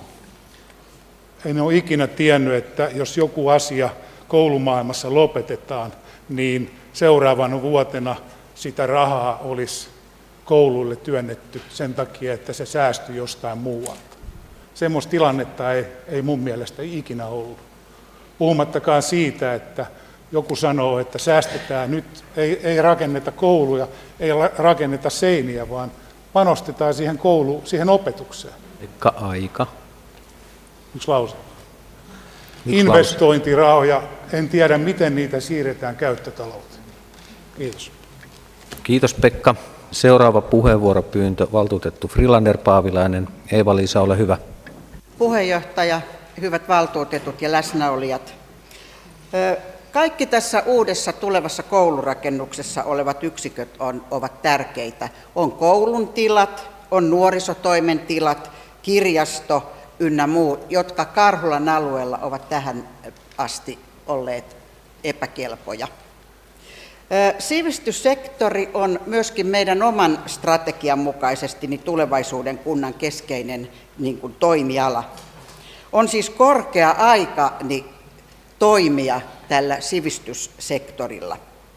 Toisin sanoen haluaisin kuitenkin sanoa, että Kotka on vuosien saatossa satsannut koulutoimen olosuhteiden parantamiseen. Juuri tässä mainittiin Pihkoon koulu, Tavastilan koulu ja päiväkoti aikoinaan peruskorjattiin, Korkeakosken uusi koulu ja niin edelleen, Langinkosken koulu. Että kyllähän Kotka on satsannut koulutoimen näihin olosuhteisiin.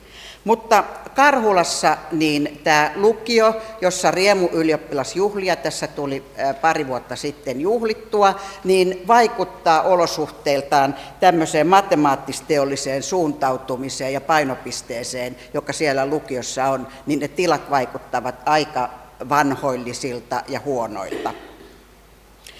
Karhulan lukiohan on pärjännyt valtakunnallisessa vertailussa erittäin hyvin, siis laadullisesti myöskin.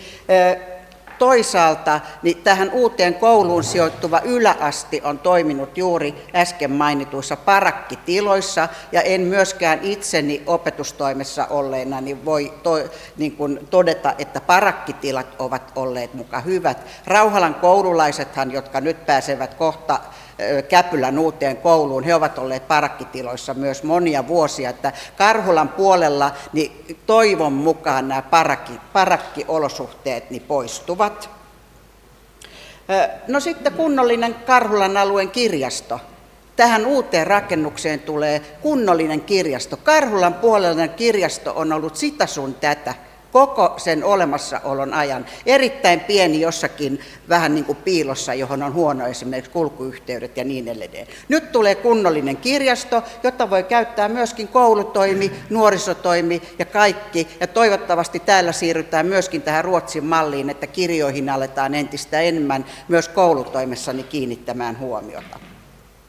Eli tämä rakennus palvelee ja kirjasto ja niin edelleen, tämä infra, niin kaikki kotkalaisia, mikä on erittäin tärkeää. Nuorisotoimi muuten toivoo, kun heiltä on kysytty, niin tilavia luokkatiloja, ja nyt Karhulan uuteen kouluun niin sellaiset ovat tulossa. Tämä kirjasto, joka tulee, se kuuluu siis keskeisesti tähän sivistystoimeen, ja ne olosuhteet paranevat nyt erittäin merkittävästi. Nuorisotoimen tilat ovat olleet erittäin surkeat. Sen jälkeen, kun Vessu oli keskustassa ja Vessun tilat, niin vuokrasopimus purettiin, ilmeisesti sen takia, että ne rahat menivät väärään taskuun. Sen jälkeen nuorisotoimea on vähän keikuteltu niin Karhulan alueella, niin sinne sun tälle. Nyt tähän uuteen arvostetaan nuoria, tulee uudet nuorisotoimen tilat. Eeva-Liisa, aika. Kiitos. Kiitos. Kiitos Eeva-Liisa. Seuraava puheenvuoropyyntö, valtuutettu Vandersteen. Ilari, ole hyvä. Kiitos puheenjohtaja, valtuutetut. Erityisen tuen tarve, ADD, ADHD, nepsy, inkluusio, koulukiusaaminen, PISA-tulokset. Onko näihin vastaus isommat yksiköt ja pienempien yksiköiden lakkauttamiset? Ei tietenkään ole yhdenkään lapsen kohdalla. Säästöjä tarvitaan, mutta nyt on kohde väärä. Kiitos. Kiitos Ilari. Seuraava puheenvuoropyyntö, valtuutettu Bruus. Marianne, ole hyvä. Kiitos. Kiitos. Ja Ilarin kysymykseen ehkä kommenttina just se, että, tai ei ole kommentti, tämä on mun puheenvuoro. Kyllä pienissä kouluissa ja pienissä ryhmissä lapsi hyötyy siitä ehdottomasti, ja on ollut tosi mukava kuulla, kuinka moni haluaa puolustaa meidän kaupungin upeinta, hienointa koulua. Näyttäkää mulle yksikin rakennus, mikä on vuodessa rakennettu, ja se kestää 115 vuotta pystyssä, ja se on edelleen terve. Ja nyt Ei ole kovinkaan reilua, ei rohkeaa eikä rakastavaa laittaa kylmäksi semmoista rakennusta, varsinkaan kun sillä ei ole mitään jatkosuunnitelmaa. Mulla on 3 omaa lasta käynyt esikoulun ja alkuluokat kyseisessä koulussa, pienimmillään noin 6 oppilaan ryhmässä. Mulla on 6 lasta, ei ole oppimisvaikeuksia lapsilla, ne on saanut rauhassa käydä siellä alkuluokat. Ja se, mikä minusta on ehkä hieman kiusallista, on tietenkin se, että monet koulut pitävät niin tiukasti omista niistä oppilasmääristä kiinni. Moni ison koulun opettaja, isoissa ryhmissä opettava opettaja, ehkä tietää, että joku oppilas saattaisi hyötyä siitä, että hänet ohjattaisiin pienempään kouluun, enkä tarkoita levotonta käytöstä, vaan ehkä vain lasta, joka kaipaisi rauhallisempaa opetusta ja sitä, että jolla olisi aikaa hänelle. Kukaan ei ohjaa näitä lapsia vaikkapa Hovinsaarelle. Hiljaa me katellaan vaan sitä, että okei, se vaan tyhjenee siellä ja jotkut koulut on sitten taas täynnä. Olen tosi kiitollinen siitä, että moni on jaksanut pitää puheenvuoroja Hovinsaaren koulun puolesta. Olisi tosi noloa kertoa ja näyttää valokuvaa julkisuuteen, että Kotka päätti laittaa kylmäksi kaikista upeimman koulunsa, joka on toiminut samalla paikalla 115 vuotta. Nyt rohkeutta ja reiluutta kehiin. Kiitos. Kiitos Marianne. Kommenttipuheenvuoro. Ole hyvä. Samuli. Kiitos puheenjohtaja. Hyvä puheenvuoro Bruuselta. Pyysit näyttämään yhden rakennuksen, mikä on pystyssä ja on ihan yhtä vanha kuin Hovinsaaren koulu. En pysty näyttämään, mutta vuonna 1889 on rakennettu vuodessa Eiffel-torni. Kiitos. Kiitos Samuli. Jatketaan puheenvuoroilla. Seuraava puheenvuoropyyntö valtuutettu Nikkinen. Mika, ole hyvä. Kiitos arvoisa puheenjohtaja, hyvät valtuutetut. Hovinsaarta ei missään nimessä pidä lopettaa. Just tällaista hienoa rakennuspistää kylmäksi ja kannatan näitä pieniä kouluja muutenkin. Mutta haluan tästä Karhulan koulukeskuksesta mainita, että ei pidä missään nimessä lähteä mitoitusta pienentämään. Meidän nuorilla pitää olla riittävän väljät tilat, joissa pystytään tarjoamaan laadukasta, häiriövapaata koulutusta. Uusi koulukeskus on saatava rakenteille mahdollisimman pian. Tämä edistää myös Karhulan vetovoimaa. Meidän ei myöskään pidä unohtaa Karhulan lukiota ja sen tarvitsemia tiloja. Me joudumme myös tulevaisuudessa miettimään, missä meillä on Kotkassa lukioita, ja uskon, että Karhula on keskeisellä sijainnilla merkittävässä osassa tulevaisuudessa. Kiitos. Kiitos Mika. Seuraava puheenvuoropyyntö valtuutettu Mielonen. Joona, ole hyvä. Joo, kiitos puheenjohtaja. Ihan muutama sana tästä Hovinsaaren päiväkodin lakkauttamisesta ja puolto Pekkolan esitykselle. Minua on ihmetyttänyt se suunta, jossa nimenomaan meidän päiväkotiverkostoa on viime vuosien aikana leikattu ja keskitetty isoihin yksiköihin. Ja minusta tuntuu, että syy siihen johtuu, että meillä on jonkinnäköinen tällainen kuilu erilaisten ihmisten välillä, ja näitä päiväkotiverkkoa rakennetaan oikeastaan sen mukaan, että kaikilla ihmisillä olisi auto. Tuli tuossa varmaan kuukausi takaperin valtuutettu Katri Paatero vastaan, olin aamulenkillä, työnsi hikihatussa lastaan lumihangessa kohti Kotkansaaren päiväkotia, niin kyllä kävi sääliksi. Lähinnä sitä tilannetta, mihin meidät on ajettu, eli jos kokoomuksen ryhmänjohtaja Bufors kommentoi, että hovinsaarelaisella jatkossa on sitten 3 kilometrin päässä päiväkoti, niin kyllä se herätti ajatukset, että me eletään vähän eri maailmassa. Että jos ajatellaan, että 3 kilometriä sä työnnät yksinhuoltajana ennen työpäivää sitä lasta siellä lumihangessa, ja sen jälkeen todennäköisesti kävelet vielä takaisin ja hyppäät pussiin, niin ei tämä malli ainakaan työssäkäyntiin tue, tai lapsien hankkimista. Eli kyllä tässä niin ehkä yleisempikin ajatustavan muutos ehkä tarvittaisiin. Kaikilla ei ole autoa, eikä tarvitse ollakaan. Kiitos Joona. Seuraava puheenvuoropyyntö valtuutettu Kekkonen. Olli, ole hyvä. Kiitos arvoisa puheenjohtaja. Mietin tuossa, kattelin vanhoja sähköposteja ja minkälaisia päätöksiä on tehty 10 vuotta sitten ja mitä niistä on mietitty. Silloin mietittiin, että Karhuvuoreen ei tarvitse kuin vähän lisää tilaa velhosta ja että siitä saadaan hienosti säästettyä ja Langinkoski voi pysyä hyvin alakouluna ja kaiken näköistä muuta. Niissä on sitten onneksi tehty omat ratkaisunsa, niin kuin Hakalassa ja Rauhalassakin tuossa jossain vaiheessa, mutta silloin 11 vuotta sitten, kun aloitin täällä, niin ensimmäisenä oli Koivulan koulu asialla. Koivulan koulu lakkautettiin, se seisoo siellä täysin ilman käyttöä edelleenkin kylmänä. Sitten lakkautettiin Jäppilä. No Jäppilän pelastus oli se, että kyläyhdistys otti sen, ne oli remontoinutkin sitä vielä siinä aikana, kun se oli kaupungin omistuksessa, niin se oli ehkä jopa oikeinkin. Sitten meni Tiutinen. Tiutinen seisoo siellä myöskin ilman käyttöä, homehtuu paikoillaan. Metsola on lakkautettu, sekin on suojeltu rakennus. Sielläkään ei oikein keksitä sille mitään tekemistä. Mä en halua, että tähän samaan listaan lisätään myös Hovisaari. Me voisin joskus jopa kannattaa Hovisaaren koulun lakkauttamista, jos olisi valmis suunnitelma siitä, mitä niihin tiloihin tulee. Kiitos. Kiitos Olli. Seuraava puheenvuoropyyntö valtuutettu Sipakov.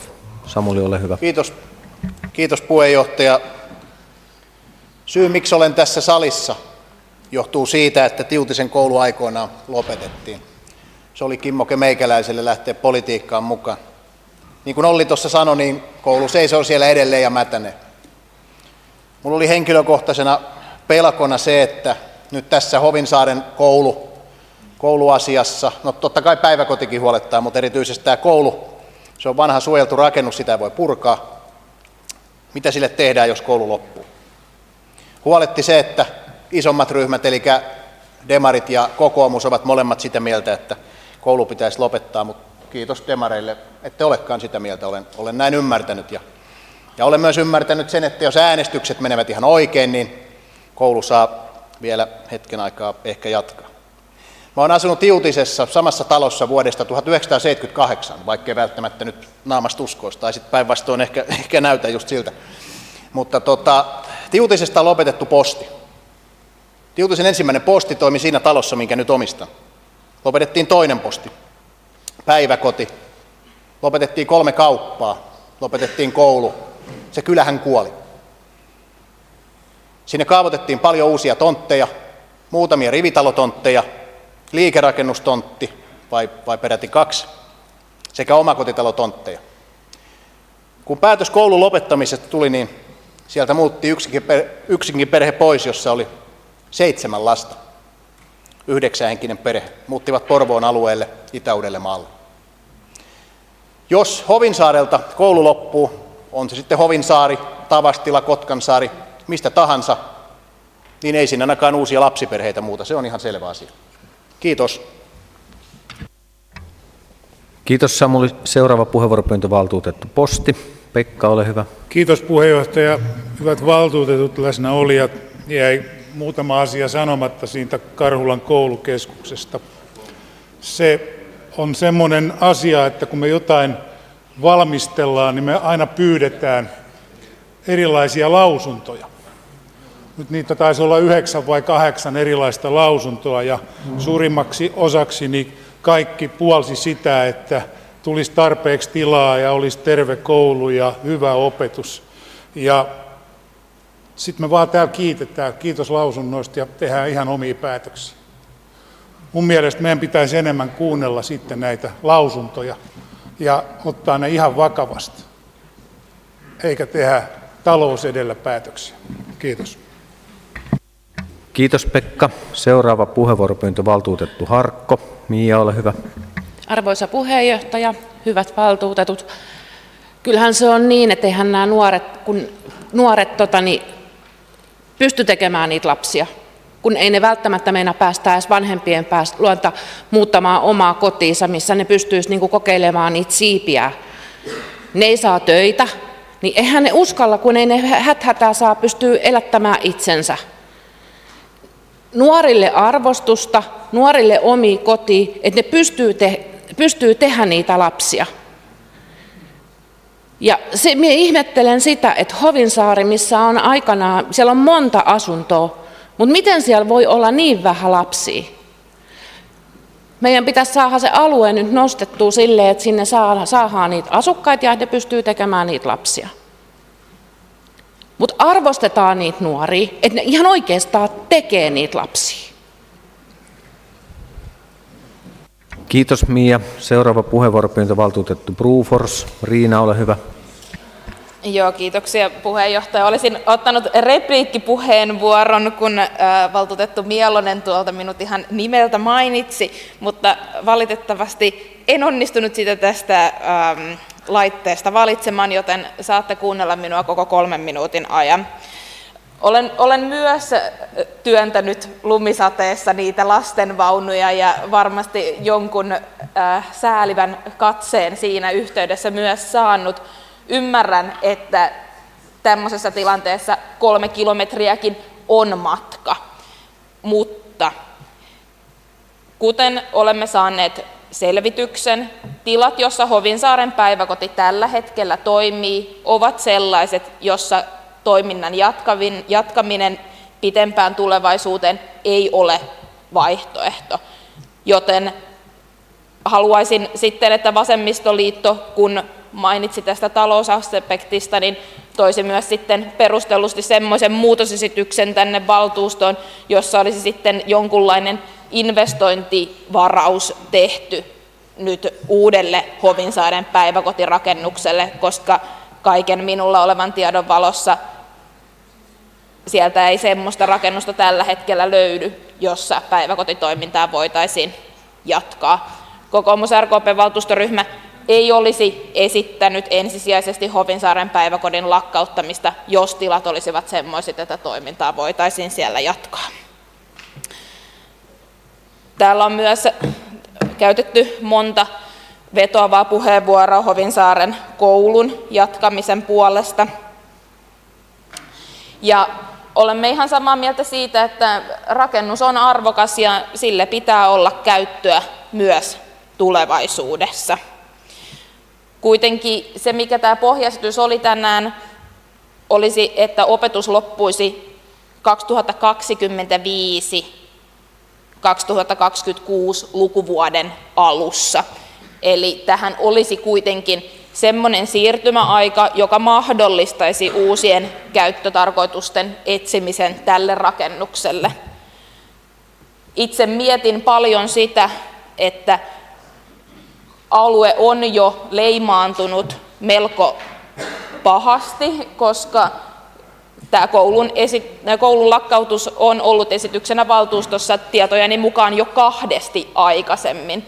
Enkä voi välttyä siltä ajatukselta, että tämä on yksi selittävä tekijä sille, minkä takia nämä oppilasmäärät ovat niin vaatimattomia Hovinsaaren koulussa.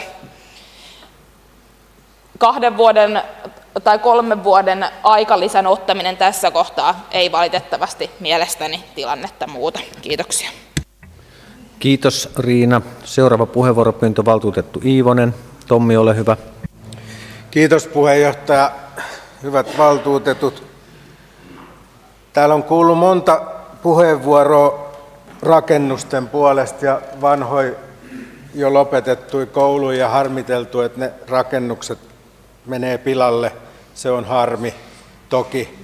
Mutta me ollaan tässä nyt oikeasti kouluverkkoa selvitystä ja kouluverkkoa miettimässä, että minusta se rakennusten säilyttäminen ei tässä kohtaa ole ehkä se oleellisin juttu. Ainakin itse niin kuin myös lumihangessa lasta työntäneen, että en oikeastaan hanges ikinä, vaan rattaista tai jossain muussa. Meillä Kymis niitä työnnetään, mutta joka tapauksessa se, että me emme saa sinne laadukas sisältö niihin seinien sisälle on huomattavasti tärkeämpi kuin ne seinät, vaikka ne sitten menisikin pilalle ja jäisi vailla käyttöä. Toki Hovinsaaren kiinteistölle on käyttöä löydettävä. Kiinteistö itsessäänhän on hieno. Mutta sitten tässä palveluverkkoselvityksestä puuttu myös lukiot, ja nyt me ollaan niinku rakentamassa näillä näkymillä niinku 2 lukioa, vaikkei meillä tule tulevaisuudessa riittämään oppilaat niin moneen lukioonkaan. Ja sitten meidän pitäisi sekin katsoa, että missä sen paikka on, onko se Kotkas vai Karhulas. Sitten kun sen aika koittaa. Niin kuin Virtanen sanoi, niin nämä mahdolliset tulevat lapset, niin ei kyllä ihan tässä lähivuosina meidän avuksi tule. Ja pahaa kyllä pelkään, että syntyvyyskin heikentyy huomattavasti nykyistä nopeammin tulevaisuudessa. Kiitos. Kiitos Tommi. Seuraava puheenvuoropyyntö valtuutettu Piipponen Pekkola. Seija, ole hyvä. Puheenjohtaja, hyvät valtuutetut. Nythän on varmastikin näin. Marssijärjestys menee niin, että palveluverkkoselvitys ohjaa investointipäätöksiä ja tarveselvityksiä, että ensin päätetään tästä verkosta ja sen jälkeen aletaan suunnittelemaan, että missä mennään ja miten siihen verkkoon päästään, mikä on niin kuin hyväksytty. Et siinä mielessä. Ja Hovisaaren päiväkoti niin on... Hovisaarihan on sinällään itsessään aivan loistavien julkisten kulkuyhteyksien päässä, niin Hovisaaren, jos me saataisiin sinne kunnon toimiva tilava, hyvissä tiloissa toimiva päiväkoti, sinne voisi sitten ympäristöstä hyvin tulla lapsia, koska se on työmatkojenkin varrella. Toki työmatkat osittain suuntautuu Kotkansaarelle, osittain Karhulan suuntaan, mutta joka tapauksessa näin Hovisaarelle on loistavat julkiset yhteydet. Ja myös Hovisaaren kouluun on mahdollista sitten tuoda oppilaita myös muualta, niin julkisilla kuin sitten erilliskuljetuksilla. Että tavallaan näin, että Hovisaaren koulun sekä oppilaaksiottoalue että nyt tämä ratkaisu sekä valmistavan opetuksen että näiden pienryhmien kohtalossa on tehty niin kuin tarkoitushakuisesti, oppilasmäärä on tietoisesti haluttu pienentää. Koska muissakin kouluissa on eri pienluokkia ja erityisopetusta, eikä niitä olla tarkoitushakuisesti sieltä poistamassa. Kiitos. Kiitos Seija. Seuraava puheenvuoropyyntö valtuutettu Eerola. Lauri, ole hyvä. Kiitos puheenjohtaja. Hyvät valtuutetut. Kiittäisin tässä kohtaa niin lautakuntaa, kasvatuksen ja koulutuksen lautakuntaa ja sitten valmistelevia viranhenkilöitä niin hyvästä ja ansiokkaasta työstä. Siellä on minun mielestä erittäin hyvin käsitelty tätä asiaa ja sitten tämä taustaselvitys, mitä on tehty, niin tukee niin kuin tätä pohjaesitystä, mistä me ollaan nyt päättämässä. Sellainen, että me tässä kohtaa haetaan vähän niin kuin lisäaikaa esimerkiksi Hovinsaaren koululle, niin ehkä mun näkemyksen mukaan pitää sitä Hovinsaaren koulua edelleen vähän niin kuin löysässä hirressä, että mitä sille sitten jatkossa tapahtuu. Samoin sitten se Karhulan koulu, jos me tehdään sinne nyt sopivan kokoinen koulu, niin se antaa mun mielestä niin kuin ihan eri tavalla sitten elinaikaa sille koululle kaiken kaikkiaan siinä tarkoituksessa, miltä sitä nyt ollaan suunnittelemassa, sekä sitten ehkä sen Karhulan alueen muiden koulujen niin kuin käytölle ja käytettävyydelle. Että siinä mielessä on aivan hyvää valmistelua ja sen mukaan voidaan kyllä tehdä päätös. Jos sitten jatkossa esimerkiksi Hovinsaaren alueella on tarvetta saada koululaisille tiloja, niin meillähän siinä on sitten valmiina hyvä koulu ja me kyllä tarvittaessa sitten pystytään tekemään nopeastikin päätöksiä uusien koulujen tekemisestä, jos tarve sellaiseen vaatii. Eli on ihan ehdottomasti tämän pohjaesityksen kannalla ja se on sellainen esitys, minkä kanssa voidaan hyvillä mielin mennä sitten useampi vuosi eteenpäin. Kiitos. Kiitos Lauri. Ja puheenvuoropyyntö valtuutettu Iivonen. Tommi, ole hyvä. Kiitos puheenjohtaja. Sen verran vielä nopeasti tähän sanon, että vaikka Karhulan koululle nyt laitettaisiin pikkusen vähemmän rahaa, niin ei sieltä jää pois tekninen luokka, eikä sieltä jää pois liikuntasali, eikä sieltä jää edes pois kirjasto. Me pärjätään silti sillä koululla ihan hyvin tässä tilanteessa. Kiitos.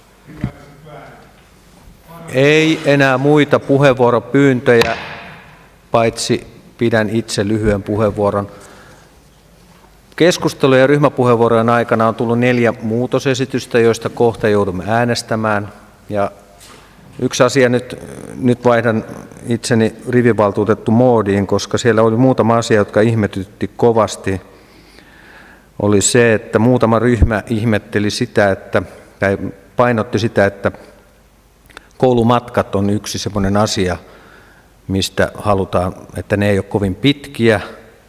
Sitten yhdessä puheenvuorossa puhuttiin, että Langenkoskella on oppilaita jo käytävä paikalla, mutta silti täällä on muutosesityksessä, että Pihkoon koulun 6-luokkalaiset voisivat jatkaa Langinkosken koululla. Jos se nyt on jo täynnä, niin se ihmetyttää. Eli silloin tämä matka Pihkoon 6-luokkalaisille olisi lyhyempi kotiin, eikä kenenkään tarvitsisi olla lankkarissa käytäväpaikalla. Tämä oli mun puheenvuoro, päätän puheenvuoroni tähän ja mennään näihin muutosesityksiin. Meillä on 4 muutosesitystä, käsitellään ne kaikki erikseen, koska olen ymmärtänyt, että valtuusto ei ole näistä yksimielinen. Täällä on SDP-ryhmältä tullut 3 muutosesitystä. Menemme siis äänestykseen ja käydään läpi nämä muutosesitykset ja äänestykset aina yksi kerrallaan. Ja täällä on ensimmäinen muutosesitys, kuuluu näin.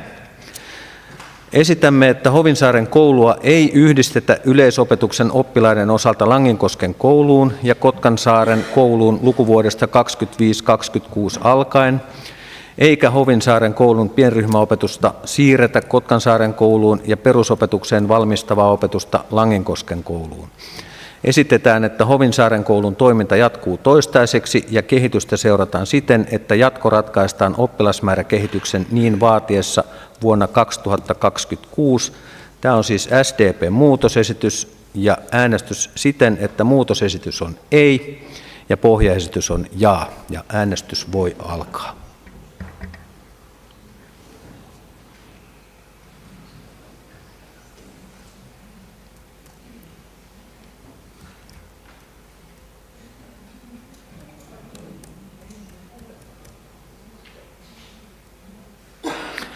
Ja ääniä annettu 51 kappaletta. Pohjaesityksen kannalla on ollut 13 valtuutettua ja muutosesityksen kannalla 38 valtuutettua, joten SDP-muutosesitys tulee valtuuston päätökseksi. Siirrytään muutosesitykseen numero 2, joka kuuluu näin. Esitämme, että Pihkoon koulun 6-luokkalaiset voivat jatkaa Langinkosken koululla siinä tapauksessa, että Hovinsaaren koulua ei yhdistetä Langinkosken kouluun yleisopetuksen osalta ja siirretä sinne valmistavaa opetusta Hovinsaarelta. Tämäkin on SDP-muutosesitys ja äänestetään siten, että SDPn muutosesitys on ei ja pohjaesitys on jaa ja äänestys voi alkaa.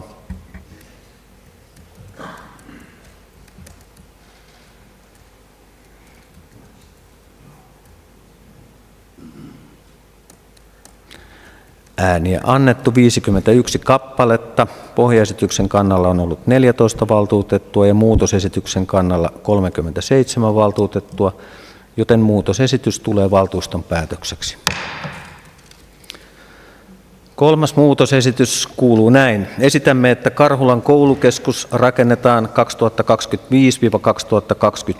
2025-2027 siten, että se otetaan käyttöön lukuvuoden 2027-2028 alkaessa ja mitoitetaan niin, että tiloja ei pienennetä noin 400 neliön verran ja mitoitukseen lasketaan Karhulan lukio, Karhulan koulun 7-9 luokat ja Helilän koulun 6-9 luokat. Tämäkin on SDP-muutosesitys ja äänestys siten, että muutosesitys on ei ja pohjaesitys on jaa ja äänestys voi alkaa.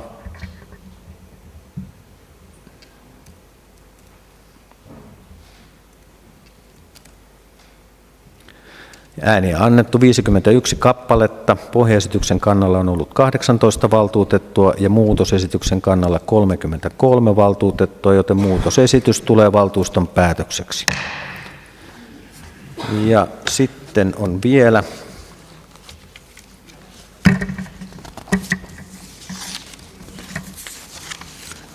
yksi muutosesitys, ja tämä on Vasemmistoliiton muutosesitys ja kuuluu näin. Vasemmistoliiton valtuustoryhmä esittää, että Hovinsaaren päiväkodille etsitään korvaavat tilat. Tavoitteena on toiminnan jatkuminen keskeytyksettä Hovinsaarella. Vasemmistoliiton muutosesitys on ei ja pohjaesitys on jaa ja äänestys voi alkaa.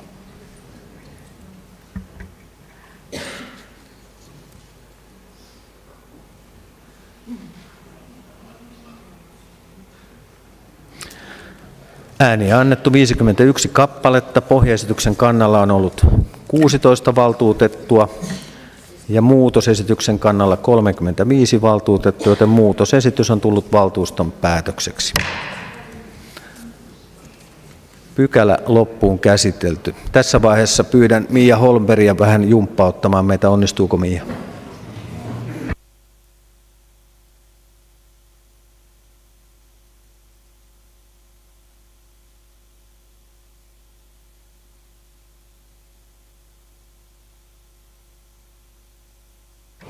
Ne valtuutetut, jotka poistuvat, saa tämän kotiläksyksi illalla.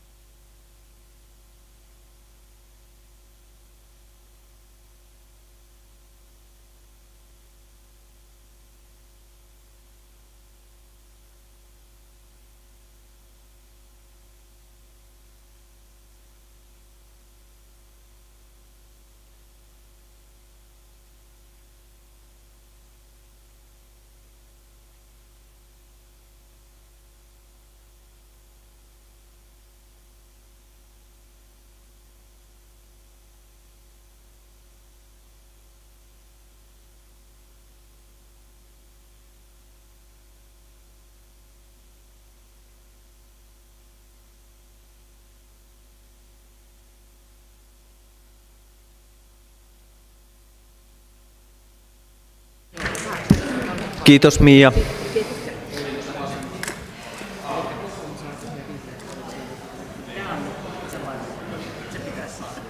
Okei, sitten me pitää katsoa tuolta noista raporteista erikseen. Kato, minä pystyn nyt sitten sulle valitettamaan.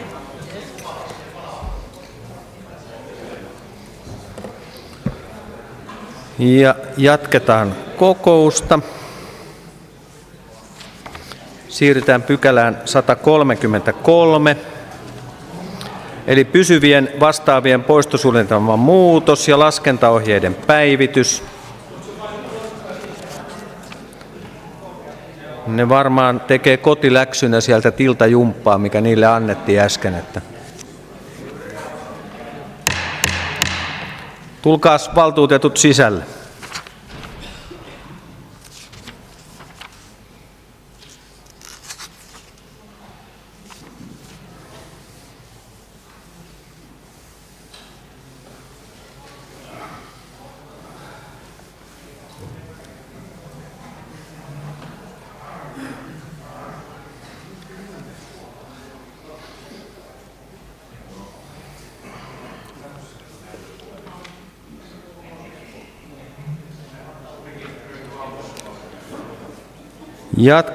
Jatketaan pykälän käsittelyä ja niin kuin äsken sanoin, ne jotka ei osallistunut jumppaan, niin saa kotiläksyksi tän illalla, että kaikki sitten jumppaamaan.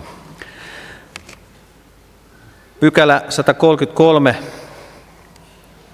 ehdotus kuuluu näin. Kaupunginvaltuusto päättää hyväksyä liitteenä olevan kaupungin pysyvien vastaavien laskentaohjeen sekä siihen kuuluvan omaisuuslajiluettelon ja poistosuunnitelman siten, että pysyvien vastaavien laskentaohjeet ja omaisuuslajiluettelo tulevat voimaan 1.1.23 ja että tarkistettua poistosuunnitelmaa noudatetaan vuoden 2023 ja sen jälkeen aktivoitujen pysyvien vastaavien poistolaskennassa. Avaan keskustelun. Ei pyydettyjä puheenvuoroja, joten tämä tulee valtuuston päätökseksi. Seuraava pykälä, pykälä 134, investointimääräraha Kilpisen kentän Tekonurmen asennus. Ehdotus kuuluu, kaupunginvaltuusto päättää myöntää investointimäärärahan liikuntapalveluiden budjettiin vuodelle 2023 Tekonurmen asennukseen Kilpisen kentälle. Investointimääräraha on yhteensä 65 676 euroa ja 26 senttiä. Tämä on arvonlisäveroton summa ja avaan tästä keskustelun. Ei pyydettyjä puheenvuoroja, joten tämä tulee valtuuston päätökseksi.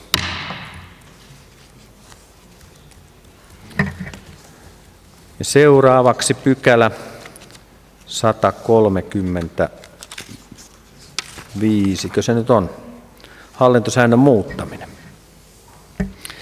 Ja ehdotus kuuluu, että kaupunginvaltuusto hyväksyy yllä olevat hallintosäännön muutokset täydennettynä kaupunginhallituksen kokouksessa päätetyllä lisäyksellä. Muutokset tulevat voimaan 1.1.2024 alkaen. Lisäksi kaupunginvaltuusto päättää oikeuttaa valmistelijat tekemään hallintosääntöön tarvittavia teknisiä korjauksia ja avaan tästä keskustelun. Ei pyydettyjä puheenvuoroja, joten hallintosääntömuutokset tulevat voimaan tällä päätöksellä. Ja pykälä 136. Omistajapoliittisten linjausten päivitys 2023 ja ehdotus kuuluu.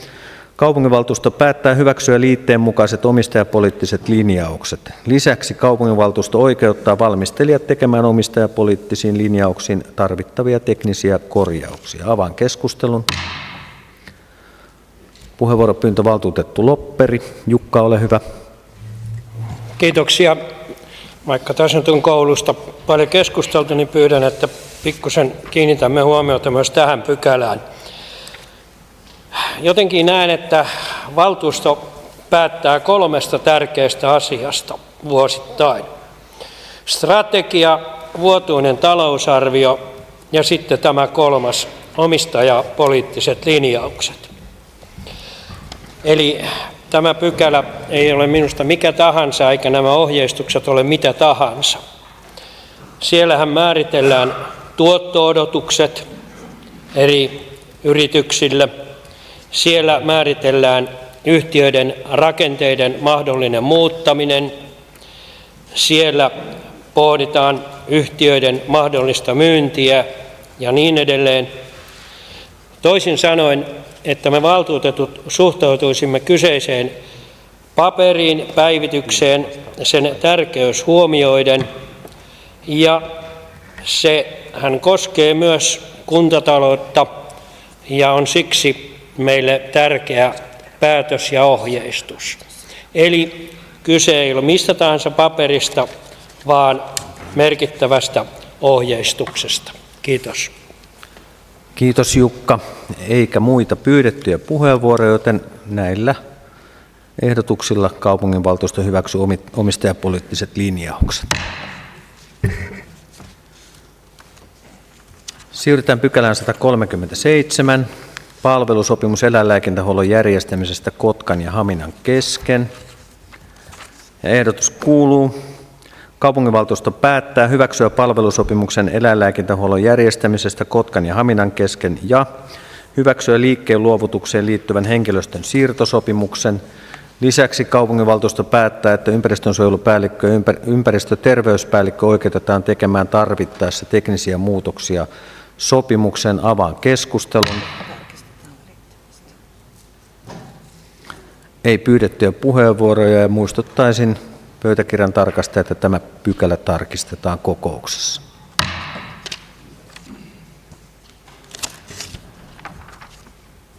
Seuraava pykälä 138, sidonnaisuusilmoitusten tilanne. Ehdotus kuuluu, että kaupunginvaltuusto merkitsee sidonnaisuusrekisterikatsauksen tiedoksi ja etukäteen on puheenvuoropyynnön pyytänyt valtuutettu Van der Steen. Ilari, ole hyvä.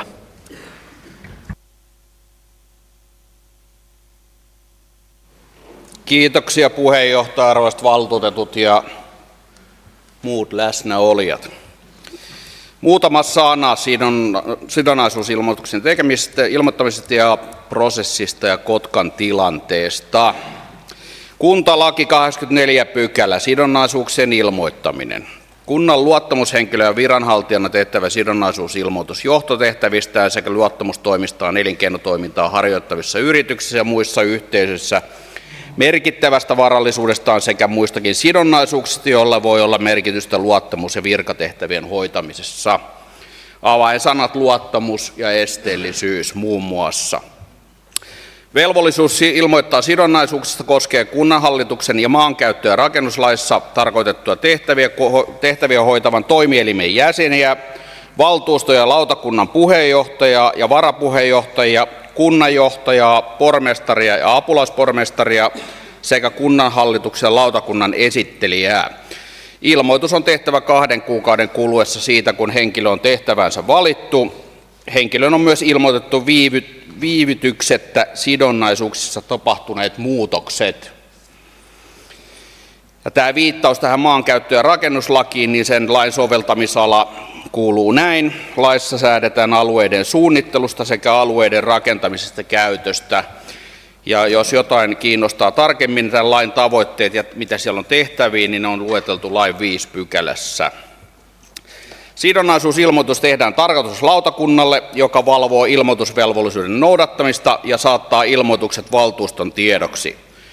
Tarkastuslautakunta voi tarvittaessa kehottaa ilmoitusvelvollista tekemään uuden ilmoituksen tai täydentämään jo tehtyä ilmoitusta.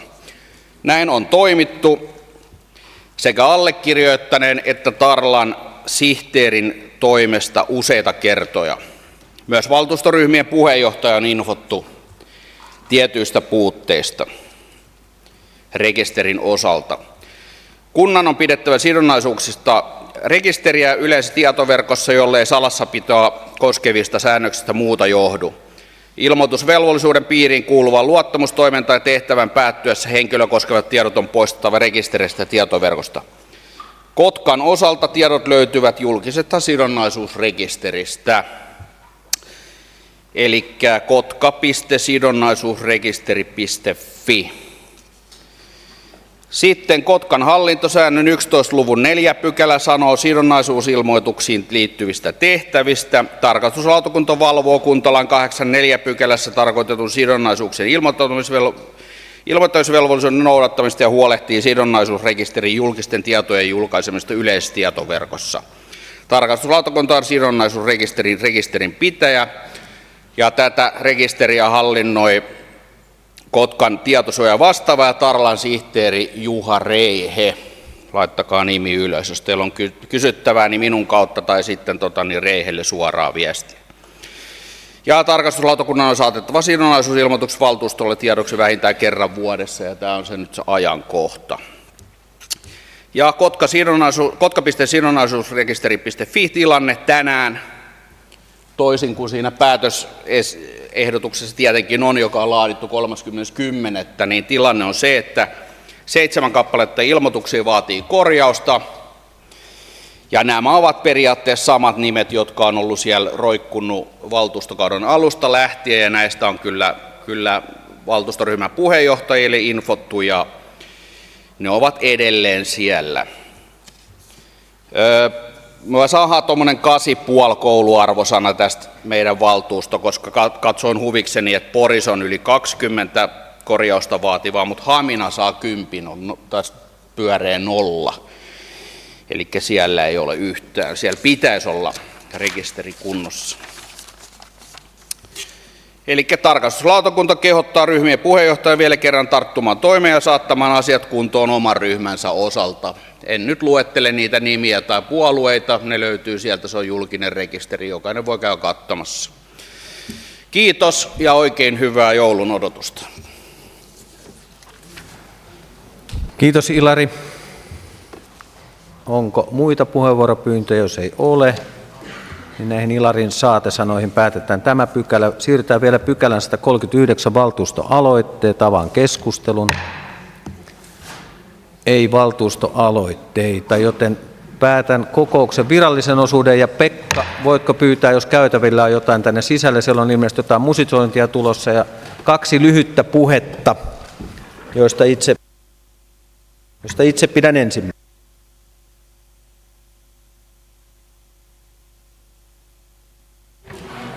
No niin, älkää karatko. Tämä on tämä perinteinen joulupuhe, minkä valtuuston puheenjohtaja pitää.